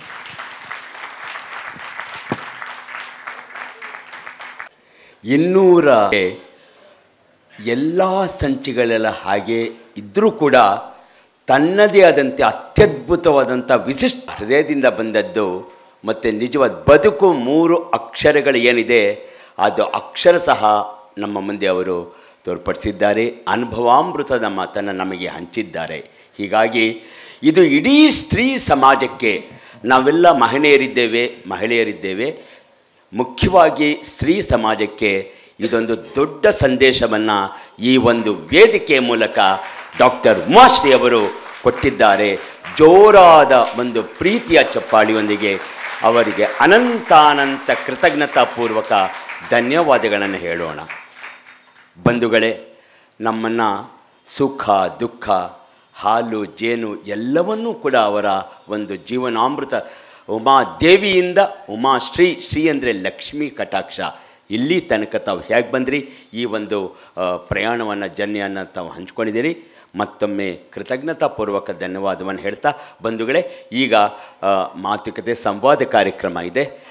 ತಮ್ಮಲ್ಲಿ ಒಂದು ಪ್ರಾರ್ಥನೆ, ದಯವಿಟ್ಟು ಶಾರ್ಟ್ ಆ್ಯಂಡ್ ಸ್ವೀಟ್, ಇಂಗ್ಲೀಷಲ್ಲೇ ಹೇಳಿದ್ರೆ ಒಳ್ಳೆಯದು, ಚಿಕ್ಕ ಮತ್ತು ಚೊಕ್ಕವಾಗಿ ದಯವಿಟ್ಟು ಪ್ರಶ್ನೆಯನ್ನು ಒಂಥರ ಲವಲವಿಕೆ ಪ್ರಶ್ನೆ ಕೇಳಿ. ತಮ್ಮ ವ್ಯಕ್ತಿ ಪರಿಚಯ ಹೆಚ್ಚು ಮಾಡೋಕ್ಕೋಗಬೇಡಿ. ದಯವಿಟ್ಟು ನೇರ ಪ್ರಶ್ನೆ ಮತ್ತು ಡಾಕ್ಟರ್ ಉಮಾಶ್ರೀ ಮೇಡಮ್ ಅವರ ಉತ್ತರ ಇರ್ತದೆ. ದಯವಿಟ್ಟು ಚುರುಕಾಗಿರಲಿ ಮತ್ತು ಚಿಕ್ಕದಾದಂಥ ಪ್ರಶ್ನೆ ಇರಲಿ.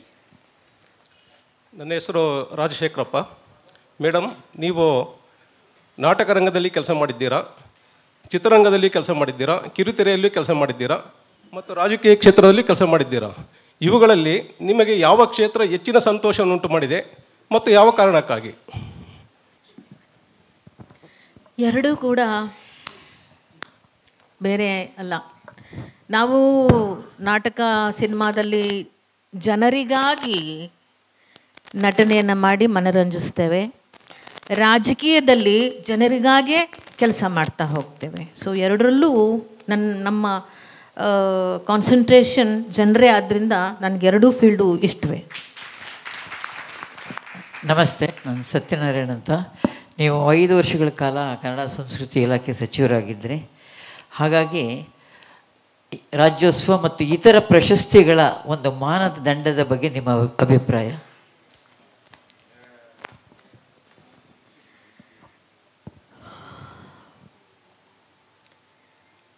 ಅನುಭವಕ್ಕೆ ಒಂದು ವಯಸ್ಸು ಬೇಕು.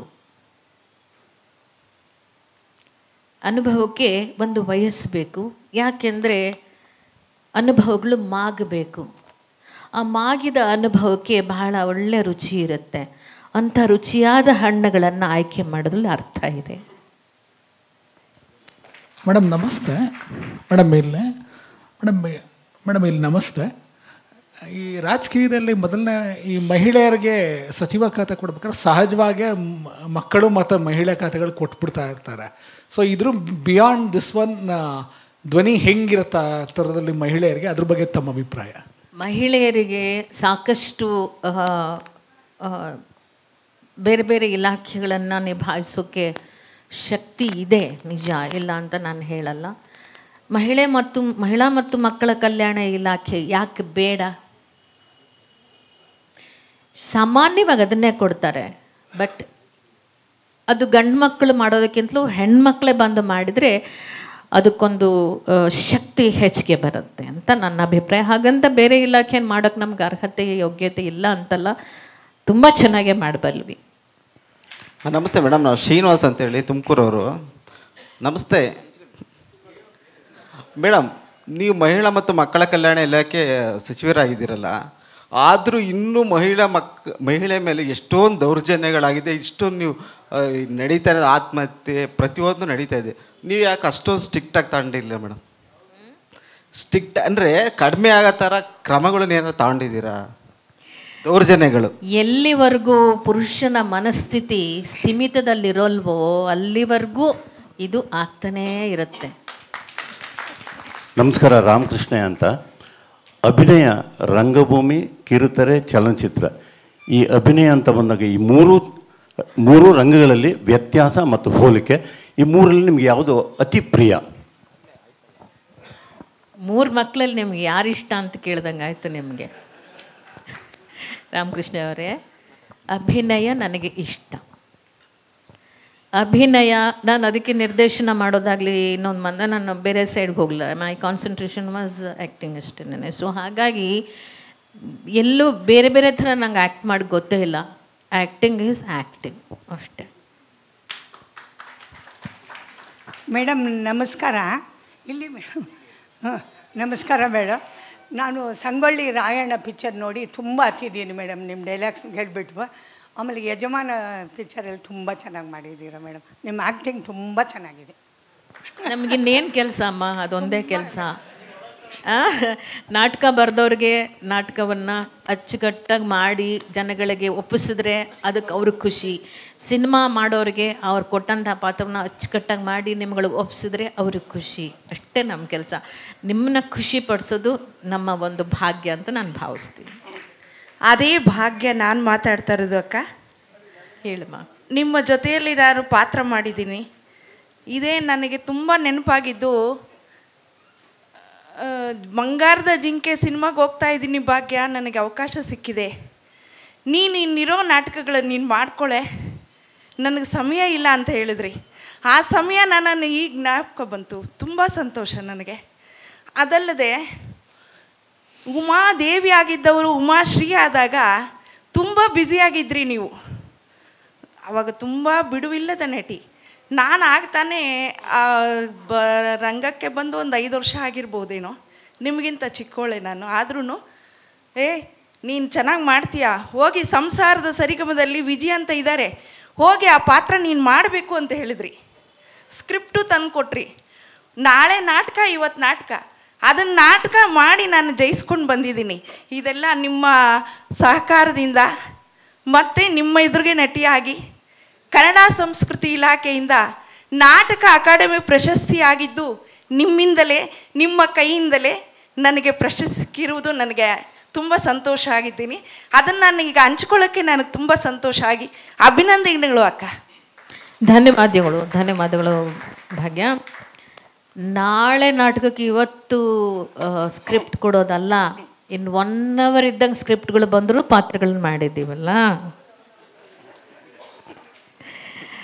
ಅದು ಕಲಾವಿದರ ಕೆಪಾಸಿಟಿ. ನಿಜವಾಗ್ಲೂ ಅದರಲ್ಲೇ ಬದುಕಿ ಅದರಲ್ಲೇ ಮುಳುಗುವಂತಹ ಕಲಾವಿದರಿಗೆ ಅದೇನು ದೊಡ್ಡ ವಿಷಯ ಅಲ್ಲ. ಹಿಂಗೆ ಅನ್ನೋಷ್ಟರಲ್ಲಿ ಮಾಡಿಬಿಡ್ಬೋದು ಅದೆಲ್ಲನೂ.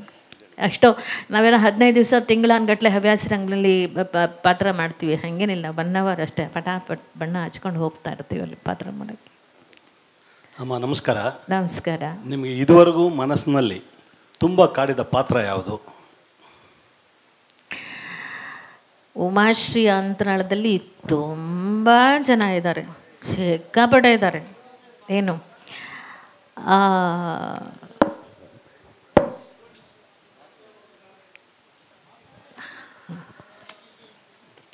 ನನ್ನಲ್ಲಿ ತುಂಬ ಜನ ಇದ್ದಾರೆ. ಕುಂತಿ ಇವರೆಲ್ಲ ಕಾಡ್ತಾರೆ ಬೇರೆ ಬೇರೆ ವಿಚಾರಗಳನ್ನು ಒಬ್ಬಳೆ ಕೂತ್ಕೊಂಡು ಯೋಚನೆ ಮಾಡಿ. ಕುಂತಿ, ಆಮೇಲೆ ಸರೋಜಾ, ಆಮೇಲೆ ಯಶೋಧ, ಹೀಗೆ ತುಂಬ ಇದ್ದಾರೆ. ಒಡಲಾಳದ ಸಾಕವ್ವ. ಆನಂತರ ನನಗೆ ಶರ್ಮಿಷ್ಠೆ ತುಂಬ ಕಾಡ್ತಾರೆ. ನಮ್ಮ ರಘು ಹೇಳಿದ್ದೇನೆ, ಶರ್ಮಿಷ್ಠೆ ಬಗ್ಗೆ ತುಂಬಾ ಇಷ್ಟವಾದಂಥ ಶರ್ಮಿಷ್ಠೆ. ತುಂಬ ಜನ ಇದ್ದಾರೆ ನನ್ನ ಅಂತರಂಗದಲ್ಲಿ. ದ್ರೌಪದಿ, ತುಂಬ ಜನ ಇದ್ದಾರೆ. ಅದು ಮಹಿಳಾ ಪಾತ್ರಗಳೇ ಹೆಚ್ಚು ನನಗೆ ಕಾಡುವಂಥದ್ದು. ಯಾಕಂದರೆ ಅವರೆಲ್ಲ ನಮ್ಮ ಬದುಕಿಗೆ ಹತ್ತಿರವಾಗಿರುವಂಥವ್ರು. ಆ ಕಾರಣಕ್ಕೆ ನಮ್ಮ ಬದುಕು ಅಂದರೆ ಹೆಣ್ಣಿನ ಬದುಕಿಗೆ ಹತ್ತಿರವಾಗಿರುವಂಥವ್ರು. ಮೇಡಮ್ ನಮಸ್ತೆ, ಯರಿಸ್ವಾಮಿ. ಹಾಂ ಹೇಳಿ ಸರ್. ಈಗ ನೀವು 60 ವರ್ಷ ಆದ ನಂತರ ನೀವು ಪೋಸ್ಟ್ ಗ್ರಾಜ್ಯುಯೇಷನ್ ಎಕ್ಸಾಮ್ ಬರಿತೀರಿ. 60 ಅಲ್ಲ 52. ಹಾಂ ಸರಿ, 52, 10 ವರ್ಷ ಹಿಂದೆ ಇರಲಿ. ಅದಾದ ನಂತರ ನೀವು ವಿಧಾನ ಪರಿಷತ್ ಸದಸ್ಯರಾಗ್ತೀರಿ, ಸಚಿವರಾಗ್ತೀರಿ. ನೇರವಾದ ಪ್ರಶ್ನೆ, ನೀವು ಸಚಿವೆಯಾಗಿ ನಿಮಗೆ ಸ್ವತಂತ್ರ ನಿರ್ಧಾರ ತಗೊಳ್ತಕ್ಕಂಥ ಒಂದು ಅವಕಾಶ ಇತ್ತ ಸರ್ಕಾರದ ಆ ಸಂದರ್ಭ ಸಚಿವೆಯಾದಾಗ? ಒಂದು, ಯಾಕೆಂದರೆ ರಾಜ್ಯೋತ್ಸವ ಪ್ರಶಸ್ತಿಗಳ ಸಂದರ್ಭದಲ್ಲಿ ಸಾಕಷ್ಟು ನವಂಬರ್ ಬಂದರೆ ಒತ್ತಡ ಇರುತ್ತೆ. ಅದು ಎಷ್ಟರ ಮಟ್ಟಿಗೆ, ಯಾಕೆಂದರೆ ಜಯಮಾಲ ಅವರು ಕೂಡ ಒಂದು ಮಾತು ಹೇಳಿದರು ನಮಗೆ ಖಾಸಗಿಯಾಗಿ. ಆದ್ದರಿಂದ ಒಬ್ಬ ಸಚಿವೆಯಾಗಿ ಇಲ್ಲಿ ಯಾರೋ ಒಬ್ಬರು ಪ್ರಶ್ನೆ ಕೇಳಿದ್ರು ಮೇಡಮ್, ಮಹಿಳೆಯಾಗಿ ಅಲ್ಲಿ ಸಚಿವ ಸಂಪುಟದಲ್ಲಿ ನಿಮಗೆ ಆ ಥರದ ಒಂದು ನಿರ್ಧಾರ ತೊಗೊಳಕ್ಕೆ ಅವಕಾಶ, ಸ್ವಾತಂತ್ರ್ಯ ಇರುತ್ತಾ ಅಂತ ಒಂದು. ಇನ್ನೊಂದು, 2018ರಲ್ಲಿ ಲೋಕೇಶ್ ಅವರ ಅಧ್ಯಕ್ಷತೆಯಲ್ಲಿ ನಿಮಗೆ ಜೀವಮಾನದ ಸಾಧನ ಪ್ರಶಸ್ತಿ ಅನೌನ್ಸ್ ಆಗುತ್ತೆ. ಅದಾದ ನಂತರ ಸರ್ಕಾರಗಳು ಬದಲಾದಾಗ ಆಗಲ್ಲ. ಬೆಳಗಾವಿ ಅಧಿವೇಶನದಲ್ಲಿ ಕಳೆದ ವರ್ಷ ಆ ಕುರಿತು ಎಚ್ ವಿಶ್ವನಾಥ್ ಅವರ ಪ್ರಸ್ತಾಪ ಮಾಡ್ತಾರಲ್ಲ ಅಧಿವೇಶನದಲ್ಲಿ, ಆವಾಗ ಸಂಸ್ಕೃತಿ ಸಚಿವರು ಉತ್ತರ ಕೊಡ್ತಾರೆ. ಅದು ಇತ್ತೀಚೆಗೆ ಅದು ಪ್ರಧಾನ ಆಯಿತು. ಅಂದರೆ ಈ ಥರದ ಬೆಳವಣಿಗೆ ಆದರೆ ಅದ್ರ ಬಗ್ಗೆ ಒಂದಿಷ್ಟು ಮಾತಾಡಿ ಮೇಡಮ್. ನೋಡಿ, ನನ್ನ ಮಟ್ಟಿಗೆ ನಾನು ಮಾತಾಡಬೇಕು ಅಂತ ಹೇಳಿದರೆ, ನಾನು ಮಂತ್ರಿ ಆಗಿದ್ದಂತಹ ಸಂದರ್ಭದಲ್ಲಿ ಸಂಪೂರ್ಣವಾದ ಸ್ವಾತಂತ್ರ್ಯ ನನಗಿತ್ತು. ಯಾವ ಮಂತ್ರಿಗಳಾಗಲಿ, ಮುಖ್ಯಮಂತ್ರಿ ಇತ್ಯಾದಿಯಾಗಿ ಯಾರೂ ಸಹ ಪ್ರಶಸ್ತಿಗಳಿಗೆ ಮೂಗು ತೂರಿಸಿ ಡಿಸ್ಟರ್ಬ್ ಮಾಡಿಲ್ಲ. ಆಯ್ಕೆ ಸಮಿತಿ ಇರ್ತಿತ್ತು. ಆಯ್ಕೆ ಸಮಿತಿ ನಮಗೆ ಏನು ಕೊಡ್ತಾಯಿದ್ರು ಅದನ್ನು ಬಿಟ್ಟು ಇನ್ನೊಂದು ಹೆಸರು ಸೇರ್ಸೋಕ್ಕೂ ಕೂಡ ಮುಖ್ಯಮಂತ್ರಿಗಳು ಅವಕಾಶ ಕೊಟ್ಟಿಲ್ಲ. ಇದು ನನ್ನ ಅನುಭವ.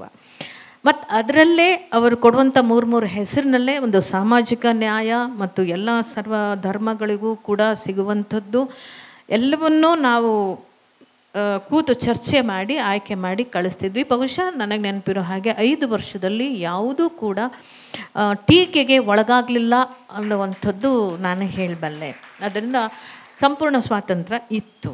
ಮಹಿಳಾ ಮತ್ತು ಮಕ್ಕಳ ಕಲ್ಯಾಣ ಇಲಾಖೆಯಲ್ಲೂ ಕೂಡ ಕೆಲಸ ಮಾಡಬೇಕಾದ್ರೆ ನಂಗೆ ಸಂಪೂರ್ಣ ಸ್ವಾತಂತ್ರ್ಯ ಇತ್ತು. ನಾನು ಕೇಳಿದ್ದಕ್ಕೆ ಎಲ್ಲದಕ್ಕೂ ಕೂಡ ನಂಗೆ ಸಹಕಾರ ಇತ್ತು. ಈವನ್ ಫೈನಾನ್ಸ್ ಡಿಪಾರ್ಟ್ಮೆಂಟ್ ನನ್ನದೇ ಹೇಳ್ತಿರ್ತೀನಿ, ನಾನಿದ್ದ ಇಲಾಖೆಯಲ್ಲಿ ಆಗ ಸಿಕ್ಕಂತಹ ಅನುದಾನ ಈಗ ಸಿಕ್ಕಿಲ್ಲ ಅನ್ನುವಂಥದ್ದು ನಾನು ಆಗಾಗ ಹೇಳ್ತಾನೆ ಇರ್ತೀನಿ. ಮಹಿಳಾ ಮತ್ತು ಮಕ್ಕಳ ಕಲ್ಯಾಣ ಇಲಾಖೆಯಲ್ಲಿ 2 ಪ್ರಶಸ್ತಿಗಳು, ಅದು ನಿಮ್ಗೆ ಯಾರಿಗೂ ಗೊತ್ತೇ ಇಲ್ಲ, 2 ಪ್ರಶಸ್ತಿಗಳು ಬಂದಿದ್ದವು ನನ್ನ ಕಾಲದಲ್ಲಿ. ರಾಷ್ಟ್ರ ಪ್ರಶಸ್ತಿಗಳು ಕೊಟ್ಟಿರ್ತಕ್ಕಂಥ ಪ್ರಶಸ್ತಿ. ನಿಮ್ಮ ಉಮಾಶ್ರೀ ಮಹಿಳಾ ಮತ್ತು ಮಕ್ಕಳ ಮಿನಿಸ್ಟರ್ ಆಗಿ 2 ಪ್ರಶಸ್ತಿಗಳನ್ನು ಕೂಡ ತಂದಿದ್ದಾಳೆ. ಸೊ ಇದು ಅದರಿಂದ ಈಗ ಹೇಗಿದೆ ಅನ್ನೋದ್ರ ಬಗ್ಗೆ ನಾನು ಮಾತಾಡೋಕ್ಕೆ ಹೋಗಲ್ಲ. ನನ್ನ 5 ವರ್ಷದಲ್ಲಿ ಸಂಪೂರ್ಣವಾಗಿ ನಾನೊಬ್ಬಳಿಗೆ ಎಲ್ಲ ಸಚಿವರಿಗೂ ಸ್ವಾತಂತ್ರ್ಯ ಇತ್ತು. ಸಿದ್ದರಾಮಯ್ಯನವರು ಎಲ್ಲರಿಗೂ ಫ್ರೀ ಹ್ಯಾಂಡ್ ಕೊಟ್ಟಿದ್ರು, ಎಲ್ಲರೂ ತಪ್ಪಿರೋ ಮಾರ್ಗದರ್ಶನ ಮಾಡ್ತಿದ್ರು. Thank you.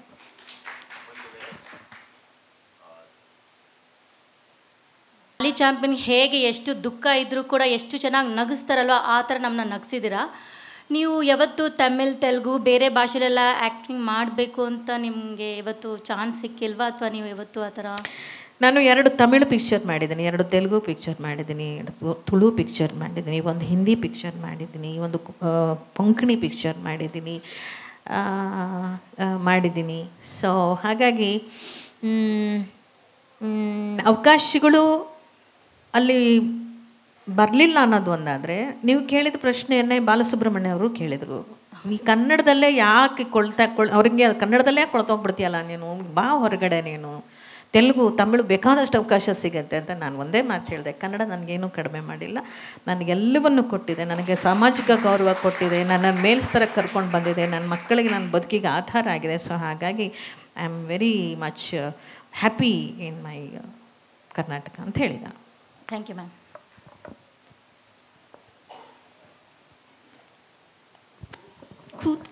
ಕೂತ್ಕೊಳ್ಳಿ ಕಪ್ಪ. ಏನು ಮೇಡಮ್ಗಳಿಗೂ ಸ್ವಲ್ಪ ಹೆಚ್ಚು ಕಡಿಮೆ ಅಷ್ಟೇ. ಮೇಡಮ್, ಅಭಿನಂದನೆಗಳು ನಿಮಗೆ. ಪ್ರಾಮಾಣಿಕವಾಗಿ ಬಹಳ ಸ್ಪಷ್ಟವಾಗಿ ಮಾತಾಡಿದ್ರಿ. ಯಾವ ವಿಷಯನೂ ಕೂಡ ಅಲಂಕಾರ ಮಾಡಿ ಇಂಪ್ರೆಸ್ ಮಾಡುವ ಪ್ರಯತ್ನ ಮಾಡಲಿಲ್ಲ. ಅದಕ್ಕಾಗಿ ನಿಮಗೆ ಅಭಿನಂದನೆ ಸಲ್ಲಿಸ್ತೇನೆ. ಅದು ಹೇಳಿದ ಮೇಲೆ ಒಂದು ಪ್ರಾರ್ಥನೆ ಇದೆ. ನೀವು ವೃತ್ತಿ ರಂಗಭೂಮಿಯಿಂದ ಬಂದ್ರಿ ಅಥವಾ ಗ್ರಾಮೀಣ ನಾಟಕದಿಂದ ಬಂದ್ರಿ. ಸೊ ಹಾಗಾಗಿ ವೃತ್ತಿ ರಂಗಭೂಮಿಯರು ಒಂದು ಕಾಲದಲ್ಲಿ ನೀವು ಮಂತ್ರಿಗಳಾಗೋಕ್ಕೆ ಮುಂಚೆ, ಸಿನಿಮಾ ನಟಿ ಆಗೋಕ್ಕೆ ಮುಂಚೆ ಒಂದು ಸಿನಿಮಾ ಆಗಿ ಪಾಪ್ಯುಲಾರಿಟಿ ಬಂದಾದಮೇಲೆ ನಿಮಗೆ ತುಂಬ ಗೌರವ ಕೊಟ್ಟರು. ಯಾಕೆಂದರೆ ನೀವು ಅನೇಕ ಕಂಪನಿಗಳನ್ನು ಕಾಪಾಡಿದ್ರಿ.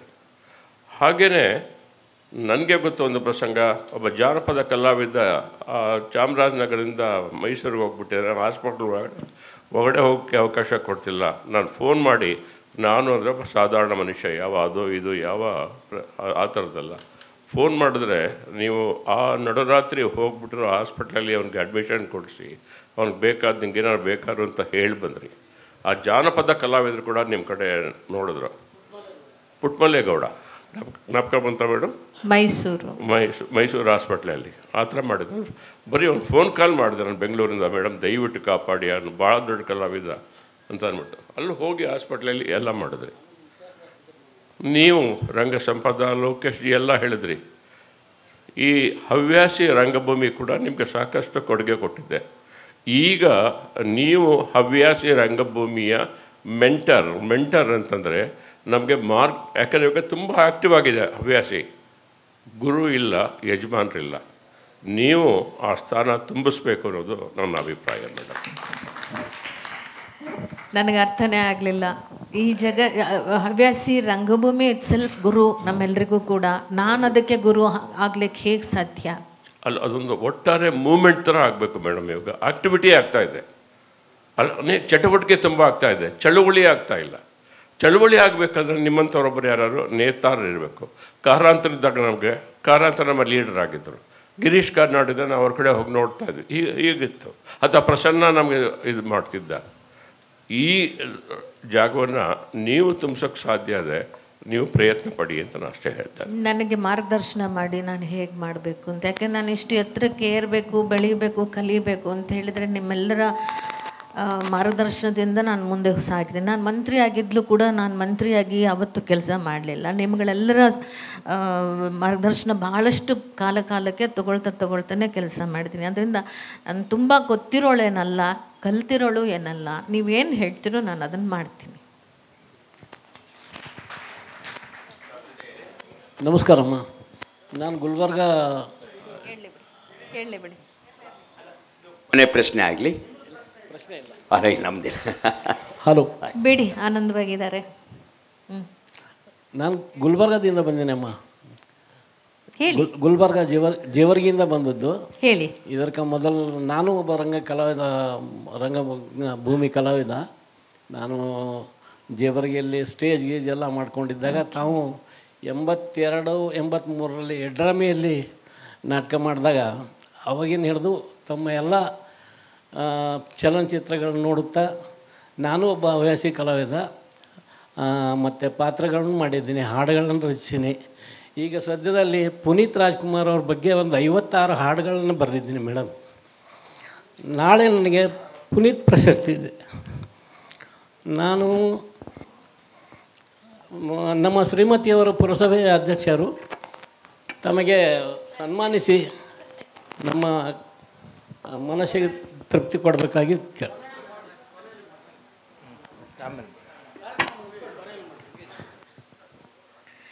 ಯಡ್ರಾಮಿಯಲ್ಲಿ ನಾನಿನ್ನೂ ಸಿನಿಮಾ ನಟಿ ಆಗಿರಲಿಲ್ಲ. ಮತ್ತು ಪ್ರಮೀಳಾ ಜೋಶಿಯವರು ಬಂದಿದ್ದರು, ಆಶಾಲತಾ ಅಥವಾ ಪ್ರಮೀಳಾ ಜೋಶಿಯವರು ಬಂದಿದ್ದರು. ಯಡ್ರಾಮಿಲಿ ನಾಟಕ ಮಾಡಿದ್ವಿ. ಯಡ್ರಾಮಿನಲ್ಲಿ ನಮ್ಮ ತಂದೆ ಕಳೆದು ಹೋಗಿದ್ರು, ನನ್ನ ಜೊತೆ ನಮ್ಮ ತಂದೆ ಬಂದಿದ್ದರು. ಅವರು ಎಲ್ಲೋ ವಾಕ್ ಮಾಡೋಕ್ಕೆ ಹೋಗಿ ಕಳೆದು ಹೋಗ್ಬಿಟ್ಟು ಯಾವುದೋ ಹಳ್ಳಿಗೆ ಹೋಗಿ ಸೇರ್ಕೊಂಡ್ಬಿಟ್ಟಿದ್ರು. ಅವ್ರನ್ನ ಹಿಡ್ಕೊಂಡು ಬರೋ ಅಷ್ಟರಲ್ಲಿ ಸಾಕಾಗಿತ್ತು. ಮತ್ತು ಯಡ್ರಾಮಿಲಿ ಸನ್ಮಾನ ಮಾಡಿದರು. ಯಡ್ರಾಮಿಲಿ ಸನ್ಮಾನ ಮಾಡಿ ನನಗೊಂದು ಚರ್ಗಿ ಕೊಟ್ಟಿದ್ದಾರೆ.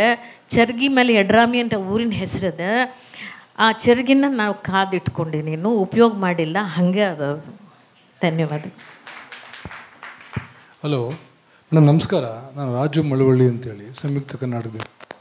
ಈ ಕರ್ನಾಟಕದ ಈ ಥಿಯೇಟ್ರ್ ಮೂಮೆಂಟು ಮತ್ತು ಸಿನಿಮಾನ ನಾವು ಒಮ್ಮೆ ಅವಲೋಕಿಸಿದಾಗ ಥಿಯೇಟ್ರಿಂದ ಸಿನಿಮಾ ಲ್ಯಾಂಡಿಗೆ ಹೋಗಿ, ಅಂದರೆ ಈ ಸಿನಿಮಾಯಿಂದ ಇರ್ಬೋದು ಮತ್ತು ಥಿಯೇಟ್ರಿಂದ ಇರ್ಬೋದು, ರಾಜಕಾರಣಕ್ಕೆ ಬಂದವರು ರಾಜಕಾರಣಕ್ಕೆ ಬಂದ ಮೇಲೆ ಒಂದು ಸ್ವಲ್ಪ ಮಂಕಾಗದವರೇ ಹೆಚ್ಚು. ನಿಮ್ಮ ಜೊತೆಗೆ ಬಂದಂಥ ಸಮಕಾಲೀನ ಕಲಾವಿದರು ಜಯಮಾಲ ಇರ್ಬೋದು, ತಾರಾ, ಶ್ರುತಿ ಮೇಡಮ್ ಇರ್ಬೋದು, ಇನ್ನೂ ಸಾಕಷ್ಟು ಜನ ಇದ್ದಾರೆ. ರಾಜ್ಕುಮಾರ್ ಸರ್ ಕೂಡ ಅಣ್ಣವ್ರ ಸಿನಿಮಾಗೆ ಬರಲಿಕ್ಕೆ ಹಿಂದೇಟು ಹಾಕಿದ್ದು ಎಲ್ಲೋ ಒಂದು ಕಡೆ ರಾಜಕಾರಣಕ್ಕೆ ಬಂದರೆ ಜನಪ್ರಿಯತೆ ಕಡಿಮೆ ಆಗುತ್ತೆ ಅಥವಾ ಜನರ ಪ್ರೀತಿಯಲ್ಲಿ ಪಕ್ಷ ವ್ಯತ್ಯಾಸ ಆಗುತ್ತೆ ಅಂತ. ಬಟ್ ನೀವು, ನನ್ನ ಗ್ರಹಿಕೆ ಪ್ರಕಾರ ನೀವೊಬ್ಬರೇ ಸಿನಿಮಾ ಲ್ಯಾಂಡಿಂದ ಥಿಯೇಟ್ರಿಂದ ರಾಜಕಾರಣಕ್ಕೆ ಬಂದು ಇವತ್ತಿಗೂ ಅಷ್ಟೇ ಜನಪ್ರಿಯತೆಯನ್ನು ಉಳಿಸ್ಕೊಂಡಿದ್ದೀರಿ. ಇದಕ್ಕೆ ನೀವು ಅಂದ್ಕೊಂಡಿರೋ ಕಾರಣ ಏನು ಅಂತ ನನಗನ್ಸುತ್ತೆ. ಬಹುಶಃ ನೀವು ಈ ಇಡೀ ಕನ್ನಡ ನಾಡಿನ ಹೆಣ್ಮಕ್ಳ ಎಲ್ಲ ಸಂಕಟಗಳಿಗೆ ಮತ್ತು ತುಮುಲಗಳನ್ನು ನೀವು ಅಭಿವ್ಯಕ್ತಿಸಿದ್ದೇ ಇದಕ್ಕೆ ಕಾರಣ ಅಂತ ನನ್ನ ಗ್ರಹಿಕೆ. ಕಲಾವಿದೆಯಾಗಿ ನೀವು ರಾಜಕಾರಣಕ್ಕೆ ಬಂದರೂ ಕೂಡ ಇಷ್ಟು ಜನಪ್ರಿಯತೆ ಮತ್ತು ಇನ್ನು ಹೆಚ್ಚಿನ ಜನಪ್ರಿಯತೆ ಪಡ್ಕೊಳ್ಳಿಕ್ಕೆ ಕಾರಣ ಏನು? ಸರ್, ಇದು ತುಂಬ ಕ್ಲಿಷ್ಟವಾದ ಪ್ರಶ್ನೆ. ಜನ ನನ್ನನ್ನು ಯಾಕೆ ಇಷ್ಟಪಡ್ತಾರೆ ಅಂದರೆ, ನೀವು ಹೇಳಿದಾಗೆ ಬಹುಶಃ ಪಾತ್ರಗಳ ಪ್ರಭಾವಗಳು ಅವರ ಮೇಲೆ ಪರಿಣಾಮಕಾರಿಯಾಗಿ ಬೀರಿರೋದು ಒಂದು ಕಾರಣ ಇರಬಹುದು. ಅನೇಕ ಜನ ಹೇಳೋದೇನೆಂದರೆ, ಒಂದು ಗ್ಯಾಪ್ 8 ವರ್ಷ ನಾನು ಪಾತ್ರಗಳನ್ನು ಮಾಡಲಿಲ್ಲ. ಮಂತ್ರಿ ಇದ್ದಾಗ ಒಂದು 5 ವರ್ಷ, ಆಮೇಲೆ 1-2 ವರ್ಷ ಮಾಡಲಿಲ್ಲ. ಆಮೇಲೆ ಕಮ್ಬ್ಯಾಕ್ ರತ್ನನ್ ಪ್ರಪಂಚದಿಂದ ಮತ್ತೆ ವಾಪಸ್ ಬಂದೆ. ಆ ರತ್ನನ್ ಪ್ರಪಂಚದಿಂದ ವಾಪಸ್ ಬಂದಾಗ ನನಗೊಂದು ಆತಂಕ ಇತ್ತು, ರೀಚ್ ಆಗ್ತೀನೋ ಇಲ್ವೋ, ಮತ್ತೆ ಹಾಗೆ ಸ್ವೀಕಾರ ಆಗುತ್ತೋ ಇಲ್ವೋ ಅಂತದ್ದು. ಅಫ್ಕೋರ್ಸ್ ಥಿಯೇಟ್ರ್ಗಳಲ್ಲಿ ಬರಲಿಲ್ಲ, OTTನಲ್ಲಿ ಬಂತು. ಬಟ್ ನನಗೆ 7 ವರ್ಷದ ಮೇಲೆ ಆಶ್ಚರ್ಯ ಅಂತ ಹೇಳಿದರೆ, ನನ್ನಲ್ಲೇ ಒಂದು ಅಪನಂಬಿಕೆ ಇತ್ತು. 7 ವರ್ಷ ಆದಮೇಲೆ ನಾನು ಅವ್ರು ಹೇಳಿದ್ದು ಆ ಪಾತ್ರ ತುಂಬ ಬ್ಯಾಲೆನ್ಸ್ಡ್, ಒಂದು ಕಡೆ ತುಂಬ ಸೀರಿಯಸ್ಸು ಅಲ್ಲ, ತುಂಬ ಕಾಮಿಡಿನೂ ಅಲ್ಲ, ಒಂಥರ ಬ್ಯಾಲೆನ್ಸ್ಡ್ ಹೆಣ್ಮಗಳ ಕ್ಯಾರೆಕ್ಟರ್ ಅದು. ಒಂಥರ ಉಡಾಫೆನೂ ಇರ್ಬೋದು ಅಥವಾ ತುಂಬ ಗಂಭೀರನೂ ಇರ್ಬೋದು, ಮಿಕ್ಸ್ಚರ್ ಅದು. ಅದನ್ನು ಹೆಂಗೆ ಪೋರ್ಟ್ರೇಟ್ ಮಾಡೋದು ಅನ್ನೋದು ನಂಗೆ ತುಂಬ ಕಷ್ಟ ಅನ್ನಿಸ್ತಾ ಇತ್ತು. ಪದಕಿಯವ್ರಿಗೆ ಹೇಳಿದೆ, ನಾನು ಬಿಟ್ಬಿಡಪ್ಪ, ನನಗೆ ಯಾಕೋ ಈ ಪಾತ್ರ ನಾನು ರೂಗಿಸ್ಕೊಂಡು ಹೋಗ್ತೀನಿ ಅನ್ನೋಂಥದ್ದು ಅನ್ನಿಸ್ತಾ ಇಲ್ಲ ನನಗೆ. ನಾನು ಬೇಡ ಇದಕ್ಕೆ ಬಿಟ್ಟುಬಿಡು ಅಂತ ಹೇಳಿದೆ. ಆದರೆ ಅವರು ಬಿಡಲಿಲ್ಲ, ನನ್ನೇ ಕರ್ಕೊಂಡು ಹೋಗಿ ಪಾತ್ರ ಮಾಡಿಸಿದ್ರು. ಮತ್ತು ಅದನ್ನು ನೋಡಿದಾಗ, ಅದರ ರೀಚ್ ನೋಡಿದಾಗ ತುಂಬ ಖುಷಿಯಾಯಿತು. ಸಿಕ್ಕಾಪಟ್ಟೆ ಇಷ್ಟಪಟ್ಟಿದ್ರು ಜನ ಆ ಪಾತ್ರನ. ಆವಾಗ ಅನ್ನಿಸ್ತು ಒಂದು ಗ್ಯಾಪ್ ಮಧ್ಯದಲ್ಲಿ ನಾನು ಪಾತ್ರ ಮಾಡಲಿಲ್ಲ ಅಂದಾಗಲೇ ನನಗೆ ಅನಿಸಿದ್ದು ನನಗಿನ್ನು ಪಾತ್ರ ಮಾಡೋಕ್ಕಾಗಲ್ಲ ಅಂತ ಅಂದ್ಬಿಟ್ಟು. ಬಟ್ ಹಾಗೆಲ್ಲ ಏನೋ ಒಂದು ಅಗೋಚರವಾದಂತಹ ಶಕ್ತಿ ಕಲಾವಿದರಲ್ಲಿ ಇರುತ್ತೆ ಅಂತ ನನಗೆ ಅನಿಸುತ್ತೆ. ಸೊ ಹಾಗಾಗಿ ಸಿಗುವ ಪಾತ್ರಗಳು, ಈಗ ಪುಟ್ಟಕ್ಕ ಸೀರಿಯಲ್ ಇರ್ಬೋದು ಅಥವಾ ಬೇರೆ ಬೇರೆ ಸಿನಿಮಾ ಬರ್ತಾ ಇರೋದೆಲ್ಲ ನೋಡಿದಾಗ ನನ್ನ ಅಕ್ಸೆಪ್ಟ್ ಮಾಡ್ಕೊಳ್ತಾ ಇದ್ದಾರೆ. ಸ್ಟಿಲ್ ದೇ ಆರ್ ಬೇರಿಂಗ್, ನನ್ನನ್ನು ಸಹಿಸ್ಕೋತಾ ಇದ್ದಾರೆ ಅಂತ ನನಗನ್ನಿಸ್ತದೆ. ಮೇಡಮ್, ನಮ್ಮ ಹೆಸರು ಸಿದ್ದಪ್ಪ ಅಂತೇಳಿ. ಮೇಡಮ್, ಇಲ್ಲಿ ಪಾರ್ಕ್ ಇದೆಯಲ್ಲ, ರವೀಂದ್ರ ಇವರು ಠಾಕೂರ್ ಅವ್ರದ್ದು ಪ್ರತಿಮೆ ಇದೆಯಲ್ಲ, ಆ ಪಾರ್ಕ್ನ ನಮ್ಮ ಹಿರಿಯ ನಾಗರಿಕರಿಗೆ ಕುಳಿತುಕೊಳ್ಳೋಕ್ಕೆ, ರೆಸ್ಟ್ ತಗೊಳ್ಳೋಕ್ಕೆ ತಾವೇನಾದ್ರು ಅನುಕೂಲ ಮಾಡಿಕೊಡೋಕ್ಕಾಗುತ್ತಾ ಮೇಡಮ್? ಅದರ ಒಟ್ಟಾರೆ ಆಶಯ ನಾಟಕ ಹೇಳುತ್ತೆ ಅಂತ.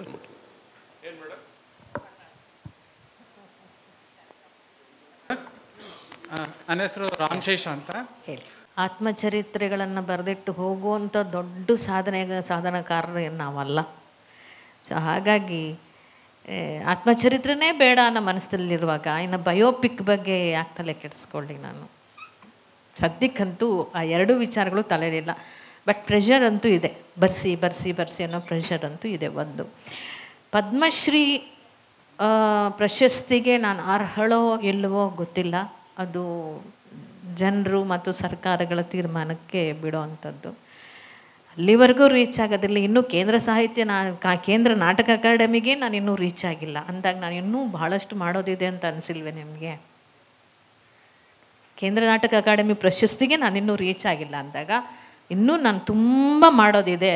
ಇನ್ನೂ ಅವರು ಅದನ್ನು ಗುರುತಿಸ್ಬೇಕಾದ್ರೆ ಇನ್ನೂ ಭಾಳ ನಾನು ಮಾಡಬೇಕಾದಿದೆ ಅಂತ ನಾನು ಅನ್ಕೋತೀನಿ. ಆಗ ಗುರುತಿಸ್ಬಹುದು. There is still I am having time to achieve so many things in theatre and cinema, whatever it may be. Madam, ನನ್ನ ಹೆಸರು ರವಿ ಅಂತೇಳಿ. ಇತ್ತೀಚಿನ ದಿನಗಳಲ್ಲಿ ಒಂದು 6 ತಿಂಗಳಿಂದ ಈಚೆ ಮೀ ಟೂ ಬಗ್ಗೆ ಒಂದು ಪ್ರತ್ಯೇಕ ಮಂಡಳಿ ಮಾಡಬೇಕು ಅಂತ ಕರ್ನಾಟಕ ಚಲನಚಿತ್ರ ಮಂಡಳಿಯವರು ಇದು ಮಾಡಿದಾಗ ವಿರೋಧಿಸ್ತಾ ಇದ್ದಾರೆ ಕೆಲವರು. ಇದರ ಬಗ್ಗೆ ನಿಮ್ಮ ಅಭಿಪ್ರಾಯ ಏನು? ಯಾವ ಮೀಟುನಪ್ಪ? ಇತ್ತೀಚಿನ ಹೇಳಿ ಯಾವ ಮೀಟು? ನಮ್ಮ ಹತ್ರ ನಾನು ನೋಡಿದ್ರೆ ಓಡೋಗ್ತಿದ್ರು, ನನ್ನ ಹತ್ರ ಯಾರು ಮೀಟುನವ್ರು ಯಾರು ಬಂದೇ ಇಲ್ಲ. ನನ್ನ ಹತ್ರ ಎಲ್ಲ ಕಥೆಗಳು, ಎಲ್ಲ ಸಂದರ್ಭಗಳು ಕೂಡ ಜಗತ್ತಿನೊಳಗೆ ನಡೆಯುವಂಥದ್ದು, ನಮ್ಮ ಸಮಾಜದ ಮಧ್ಯದಲ್ಲೇ ನಡೆಯುವಂಥದ್ದು. ಅಂತಹ ಸಂದರ್ಭಗಳು, ಘಟನೆಗಳು, ಕಥೆಗಳನ್ನು ಇಟ್ಕೊಂಡೇ ನಾಟಕ, ಸಿನಿಮಾ ಪಾತ್ರಗಳನ್ನು ಹೆಣೆದು ಮಾಡುವಂಥದ್ದು. ಅವೆಲ್ಲವೂ ಕೂಡ ಮನುಷ್ಯನಿಗೆ ಹತ್ತಿರವಾಗಿರುವಂಥದ್ದೇ ಆಗಿರುತ್ತೆ. ಅದು ನನಗೆ ಸಂಬಂಧಪಟ್ಟದ್ದು ನಿನಗೂ ಅದು ಅನ್ವಯಿಸ್ಬೋದು, ನಿನಗೆ ಸಂಬಂಧಪಟ್ಟಿದ್ದು ಇನ್ನೊವ್ರಿಗೂ ಅನ್ವಯಿಸ್ಬೋದು. ಸಂಕಟ, ನೋವು, ದುಃಖ ಬೇರೆ ಬೇರೆ ರೂಪದಲ್ಲಿ ಬಂದರೂ ಕೂಡ ನೋವು ಎಲ್ಲವೂ ಒಂದೇ ರೀತಿಯಲ್ಲಿ ಇರ್ತಕ್ಕಂಥದ್ದು. ಹಾಗೆ ನಿನಗೂ ಆ ಪಾತ್ರವನ್ನು ನೋಡ್ತಾ ನಿನಗದು ಕನೆಕ್ಟ್ ಆಗ್ತಾ ಇರ್ಬೋದು. ಸೊ ಮನುಷ್ಯರ ಬದುಕು ಇದರಲ್ಲಿ ಬಹಳ ಮುಖ್ಯ. ಆ ಬದುಕಿನಲ್ಲಿ ಬರುವಂಥ ಎಲ್ಲವೂ ಕೂಡ ನಮ್ಮದೇ ಆಗಿರೋದ್ರಿಂದ ನಾವು ತೆರೆಯ ಮೇಲೆ, ರಂಗದ ಮೇಲೆ ಅಭಿನಯಿಸಿದಾಗ ಅದು ನಿಮಗೆ ತುಂಬ ಕನೆಕ್ಟ್ ಆಗುತ್ತೆ. ಮೇಡಮ್, ಆ ಪುಟ್ಟಕ್ಕನ ಮಕ್ಕಳು ಧಾರಾವಾಹಿಯಲ್ಲಿ ನೀವು ಎಷ್ಟು ದಿಟ್ಟತನದಿಂದ ಆ ಒಂದು ಹೆಣ್ಣುಮಗಳು ಹೆಂಗೆ ದೃಢವಾಗಿ ನಿಲ್ಲಬೇಕು ಅನ್ನೋದು ತೋರಿಸ್ಕೊಟ್ಟಿದ್ದೀರ. ಅದೇ ರೀತಿ ಸಮಾಜದಲ್ಲೂ ಕೆಲವೊಂದು ಹೆಣ್ಣು ಮಕ್ಕಳು ಅದೇ ಸಮಸ್ಯೆಗಳನ್ನು ಅಂದರೆ ಎದುರಿಸ್ತಾ ಇದ್ದಾವೆ. ಅದನ್ನು ಎದುರಿಸೋಕ್ಕಾಗದೆ ಕೆಲವು ಜನ ಆತ್ಮಹತ್ಯೆ ಮಾಡ್ಕೊಂಡೋದು ಉಂಟು. ಅವರಿಗೆ ನೀವು ಏನು ಹೇಳೋಕ್ಕೆ ಇಷ್ಟಪಡ್ತೀರ ಮ್ಯಾಮ್? ಆತ್ಮಹತ್ಯೆ ಒಂದೇ ದಾರಿ ಅಲ್ಲ, ಪರ್ಯಾಯ ದಾರಿ ಅಲ್ಲವೇ ಅಲ್ಲ ಅದು ಬದುಕಿಗೆ, ಗೊತ್ತಾಯ್ತಲ್ಲ. ನಮ್ಮಲ್ಲಿರ್ತಕ್ಕಂಥ ವಿಲ್ ಪವರ್, ನಮ್ಮಲ್ಲಿರ್ತಕ್ಕಂಥ ಧೈರ್ಯ, ಆಯಿತಾ, ನಾವೇನು ಮಾಡಬೇಕು, ಮಾಡಬಹುದು ಅನ್ನುವಂತಹ ದಾರಿಯಲ್ಲಿ ನಾವು ಮಾಡಬೇಕಾದನ್ನು ಹುಡುಕ್ತಾ ಶ್ರಮಪಟ್ಟು ಪ್ರಾಮಾಣಿಕತೆಯಿಂದ ನೀವು ಪ್ರಯತ್ನ ಮಾಡ್ತಾ ಹೋಗಿ ನಿಮಗೆ ಯಶಸ್ಸು ಸಿಗ್ತಾ ಹೋಗುತ್ತೆ. ಬಹಳ ದೊಡ್ಡದಾಗದು, ಸ್ವಲ್ಪ ಮಟ್ಟಿಗಾದರೂ ಒಳ್ಳೆಯದಾಗುತ್ತೆ. ಧೈರ್ಯಗಿಡಬೇಡಿ. ಇವತ್ತು ನನ್ನ ಜೀವನದಲ್ಲಿ ನೀವೇ ಪ್ರೇರಣೆಯಾಗಿದ್ದೀರಿ ಅಂತ ಹೇಳಲಿಕ್ಕೆ ಉತ್ಪ್ರೇಕ್ಷೆ ಏನಲ್ಲ. ಯಾಕೆಂದರೆ ಅಂಥ ಒಂದು ಸಂದಿಗ್ಧ ಪರಿಸ್ಥಿತಿಯಲ್ಲಿ ನಾನು ಇದ್ದೇನೆ. ಏನೇ ಇರ್ಬೋದು, ದಯಮಾಡಿ ಜೀವನ ಚರಿತ್ರೆ ಮತ್ತು ನಿಮ್ಮ ಒಂದು ಲೈಫ್ ಸ್ಟೋರಿನ ಬರೀಲಿಕ್ಕೆ ಅವಕಾಶ ಕೊಡಿ ಅಂತ ನಾನು ಎಲ್ಲರ ಪರವಾಗಿ ರಿಕ್ವೆಸ್ಟ್ ಮಾಡ್ತೇನೆ. ಯಾಕೆಂದರೆ ಮುಂದಿನ ಪೀಳಿಗೆ ಇವತ್ತು ನೋಡಿದರೆ ಯುವಕರು ಮತ್ತು ಯುವತಿಯರು ಮಾತಾಡಿದರು, ಆತ್ಮಹತ್ಯೆಗೆ ಶರಣಾಗ್ತಾ ಇದ್ದಾರೆ. ಇತ್ತೀಚೆಗೆ ಕಳೆದ ವರ್ಷ ನಮ್ಮ ಅಣ್ಣನ ಮಗ, ಕೋಟ್ಯಾಂತರ ರೂಪಾಯಿ ಇದೆ, ಆದರೆ ಅವನು ನೇಣಾಕೊಂಡು ಸತ್ತೋದ. ಬೇಕಾದಷ್ಟಿತ್ತು. ಇದು ನಮಗೆ ಭಾಳ ಆಘಾತಕಾರಿ ಅಂತ ವಿಚಾರ. ದಯಮಾಡಿ ತಾವು ಎಲ್ಲರಿಗೂ ಪ್ರೇರಣೆಯಾಗಿ ನಿಂತು ಅಂಥ ಒಂದು ಪುಸ್ತಕ ಆಚೆ ಬರಲಿ, ಅದರ ಮೂಲಕ ಮಕ್ಕಳಿಗೆ ಒಳ್ಳೆಯ ಸಂದೇಶ ಹೋಗಲಿ ಅಂತಕ್ಕಂಥದ್ದು ನನ್ನ ಒಂದು ವಿಷಯ. ನಮಸ್ಕಾರ ಮೇಡಮ್. Thank you. ಈಗ ಸದ್ಯಕ್ಕೆ ಬೆಂಕಿ ಬೆಳಗು ಅಂತ ಹೇಳಿದ್ದೀನಿ. ಬೆಂಕಿ ಬೆಳಗು ಉಮಾಸಿರಿ ಮಾಡ್ತಿದ್ಯಾ? ಬೆಂಕಿ ಬೆಳಗು ಅನ್ನುವಂಥದ್ದು ಒಂದು ಪುಸ್ತಕ ಆಗಿದೆ. ಅದರಲ್ಲಿ ನಾನು ಹೇಳಿದೆಲ್ಲ ಘಟನೆಗಳು ಇದೆ. ಕೆಲವೊಂದು ಅದರಲ್ಲೇ ಪಠ್ಯ ಆಗಿ ಡಿಗ್ರಿ ಸ್ಟೂಡೆಂಟ್ಸ್ಗೂ PUC ಸ್ಟೂಡೆಂಟ್ಸ್ಗೆ ಪಠ್ಯ ಆಗಿ ಅದು ಓದೋಕ್ಕೂ ಕೊಟ್ಟಿದ್ದಾರೆ. ಸೊ ಇನ್ನು ನೋಡೋಣ, ನೀವು ಹೇಳಿದ್ದನ್ನು ಮನಸ್ಸಲ್ಲಿ ಇಟ್ಕೋತೀನಿ. ಒಳ್ಳೇದಾಗುತ್ತೆ ನಡಿಯ, ಯಾಕೆ ತಲೆ ಕೆಡಿಸ್ಕೋತೀಯ ಅಂತ ಹೇಳಿದ್ದೆ ಅಲ್ವ ನನಗೆ ನೀನು. ಏನಂದರೆ ಅನ್ನುವಂಥದ್ದು ಬದುಕಿಗೆ ದಾರಿಯನ್ನು ಕಟ್ಕೊಡ್ತು. ವೃತ್ತಿ ರಂಗಭೂಮಿ, ದುಡ್ಡು, ಇನ್ನೊಂದು ಮತ್ತೊಂದು ಏನೇನೇನೆಲ್ಲ ಪಡ್ಕೋತಾ ಹೋದ್ವಿ. ಆದರೆ ಬದುಕಿನಲ್ಲಿ ಹೇಗೆ ಬದುಕಬೇಕು, ಬದುಕು ಅಂದರೆ ಏನು, ಹೇಗೆ ಕಟ್ಕೋಬೇಕು, ಏನೂ ಅರಿವಿಲ್ಲದೆ ಇದ್ದಂಥ ಜನಗಳಿಗೆಲ್ಲನೂ ಒಂದು ಬದುಕಿಗೆ ಬೇಕಾದಂತಹ ಮಾರ್ಗದರ್ಶನ, ದುಡ್ಡಲ್ಲ ನಾನು ಹೇಳೋದು, ಮಾರ್ಗದರ್ಶನ ಇದೆಯಲ್ಲ, ಅದು ಸರಿಯಾದ ಸ್ನೇಹಿತರು, ಸರಿಯಾದ ತಂಡ ಎಲ್ಲವೂ ಸಿಕ್ಕಿಬಿಟ್ರೆ ಅದು ನಿಜವಾಗ್ಲೂ ನಮಗೆ ಪೂರಕವಾದಂಥ ಒಂದು ಕುಟುಂಬ ಆಗತ್ತೆ ಹವ್ಯಾಸಿ ರಂಗಭೂಮಿಯ ತಂಡಗಳು ಅಂತ ನಾನು ಹೇಳ್ತೀನಿ. ನಮ್ಮ ಕಪ್ಪಣ್ಣವರು ಅವ್ರ ತಂಡವನ್ನು ಎಷ್ಟು ಇಲ್ಲಿ ಕೆಲಸ ಮಾಡೋಕ್ಕೆ. Thank you.